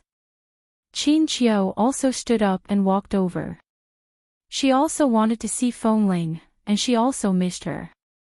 She was just afraid that the child would be too resistant, but she still thought about it in her heart. Seeing that everyone was surrounding the old man, they just wanted to listen to a phone call, that's all. Feng Mingzhu clenched her fists tightly by her sides and looked at them coldly. The call went through. Grandfather Feng first held his breath and then tried his best to remain calm and politely asked a few questions. After greeting off Feng, he gradually asked about Feng Ling. On the other side of the phone, Feng didn't understand why the Feng family's grandfather would ask about Feng Ling. Of course, he wouldn't say anything to an outsider. He simply said, Feng Ling is not in the base recently. Hearing this, Grandmother Feng immediately became nervous and asked softly, My granddaughter is not here? Even though she had lowered her voice, Feng still heard her clearly. Granddaughter, the Feng family's granddaughter? Who was Feng Ling? In an instant, some things that Feng had not been able to understand completely connected in his mind. Boss Li and Feng Ling. So that was what was going on. Feng Ling claimed to be an orphan, and her background was indeed clean. No one knew that Boss Li married a cenotaph. It was only recently that they heard some rumors that the Feng family actually had a second daughter. Could that child be Feng Ling? Hearing the conversation of the Feng family on the other side of the phone, Feng could basically confirm the relationship. Although he didn't know where Feng Ling was, from the location displayed on Boss Li's phone, they should be near Malibu Beach. It was a wild jungle nearby, and very few people went there. However, Boss Li had stayed there for a long time, which was enough to prove that Feng Ling was there.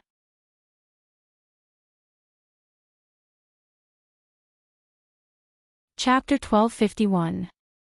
The jungle outside the cabin was already winter.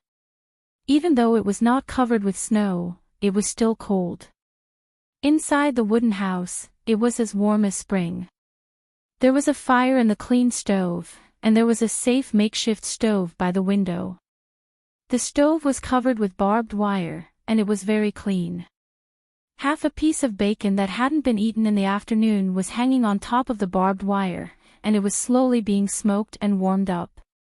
It could be eaten any time and anywhere. However, the room was not quiet at this moment. A few birds were waiting to be fed in the temporary bird nest by the bed. They stretched out their necks and opened their mouths wide, waiting to be fed. Fong Ling picked up earthworms with tweezers and fed them into their mouths. From time to time, she smiled and teased these birds with big mouths. Speaking of these birds, she also wanted to laugh. Originally, she was just going to dig out the eggs out of habit and bring them back to make a meal. However, perhaps because it was winter and the mother bird had flown off somewhere, the nest fell under the tree. She saw it and picked it up, but she didn't want to eat it that night. She didn't know how she happened to cover the nest with a thick coat, and it was in a warm place near the stove. On the third night, when she remembered the eggs and was about to come back to get them, she found that the top of a few of the eggs had cracked. Then, she watched helplessly as the first bird struggled out of the cracked egg. Then, one after another, she had harvested a nest of starving little birds. At that time, Li Nanheng had just returned from outside. He saw Fong Ling squatting by the bird nest by the bed and didn't know what to do. He thought something had happened to her, but when he walked over, he saw these little things in front of her. "What are you?" Hearing the man's words, Fong Ling raised her head to look at him in a daze.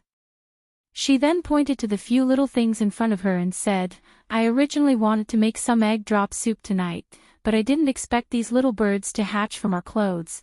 Li Nanheng looked at the two thick clothes next to him and then at the remaining eggs that were gradually cracking at this time. Looking at the little things that kept crying out with their mouths wide open, he didn't know whether to laugh or cry. "Do you want to raise them?" Li Nanheng asked with a smile. "I want to eat." Fong Ling's expression was very sincere. Li Nanheng raised his eyebrows. "Eat them." "I want to eat bird eggs. The weather has been cold recently. These eggs are not as easy to find as in the summer." Fong Ling's expression was blank and melancholy. But a bird actually hatched. "What should I do?" Li Nanheng chuckled. He knew that Fong Ling was straightforward. If she said she wanted to eat, she really wanted to eat. However, these birds were too small.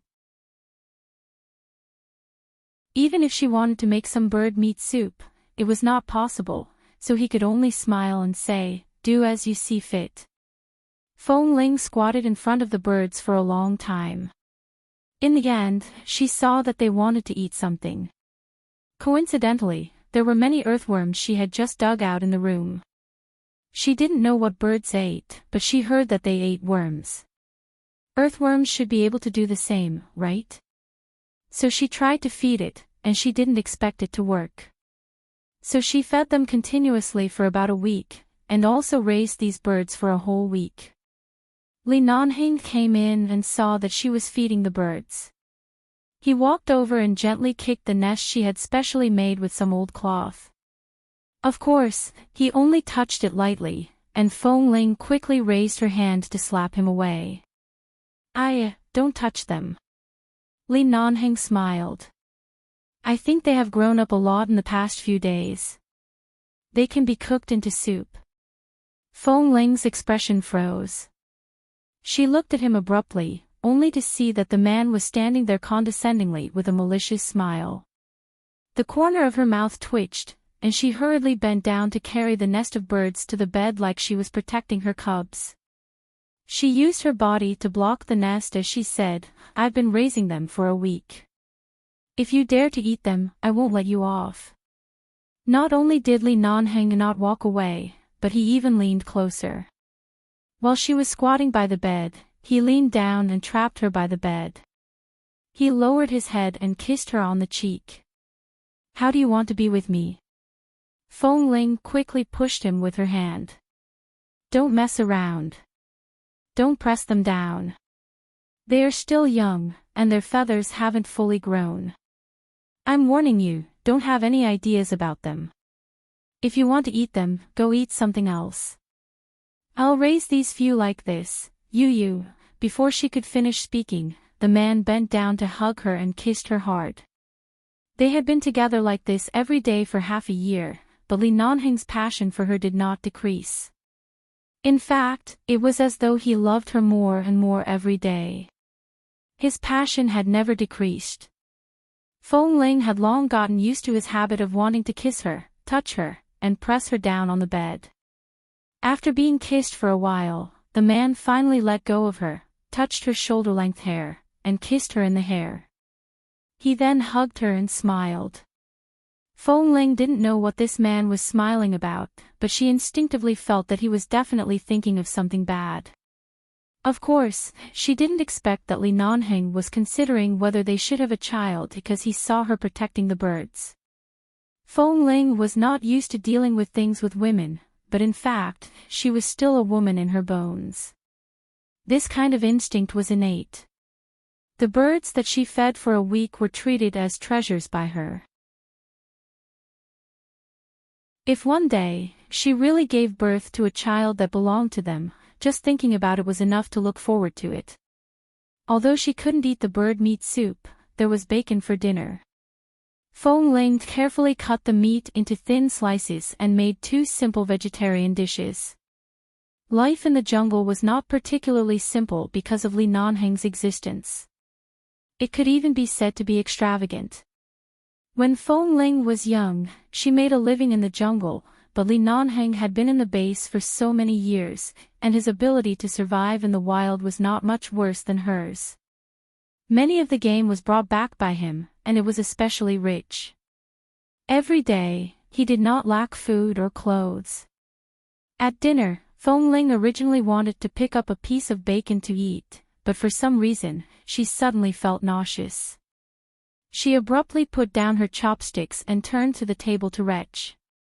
What's wrong? It's nothing. My stomach doesn't feel well. Feng Ling did not vomit anything for a long time.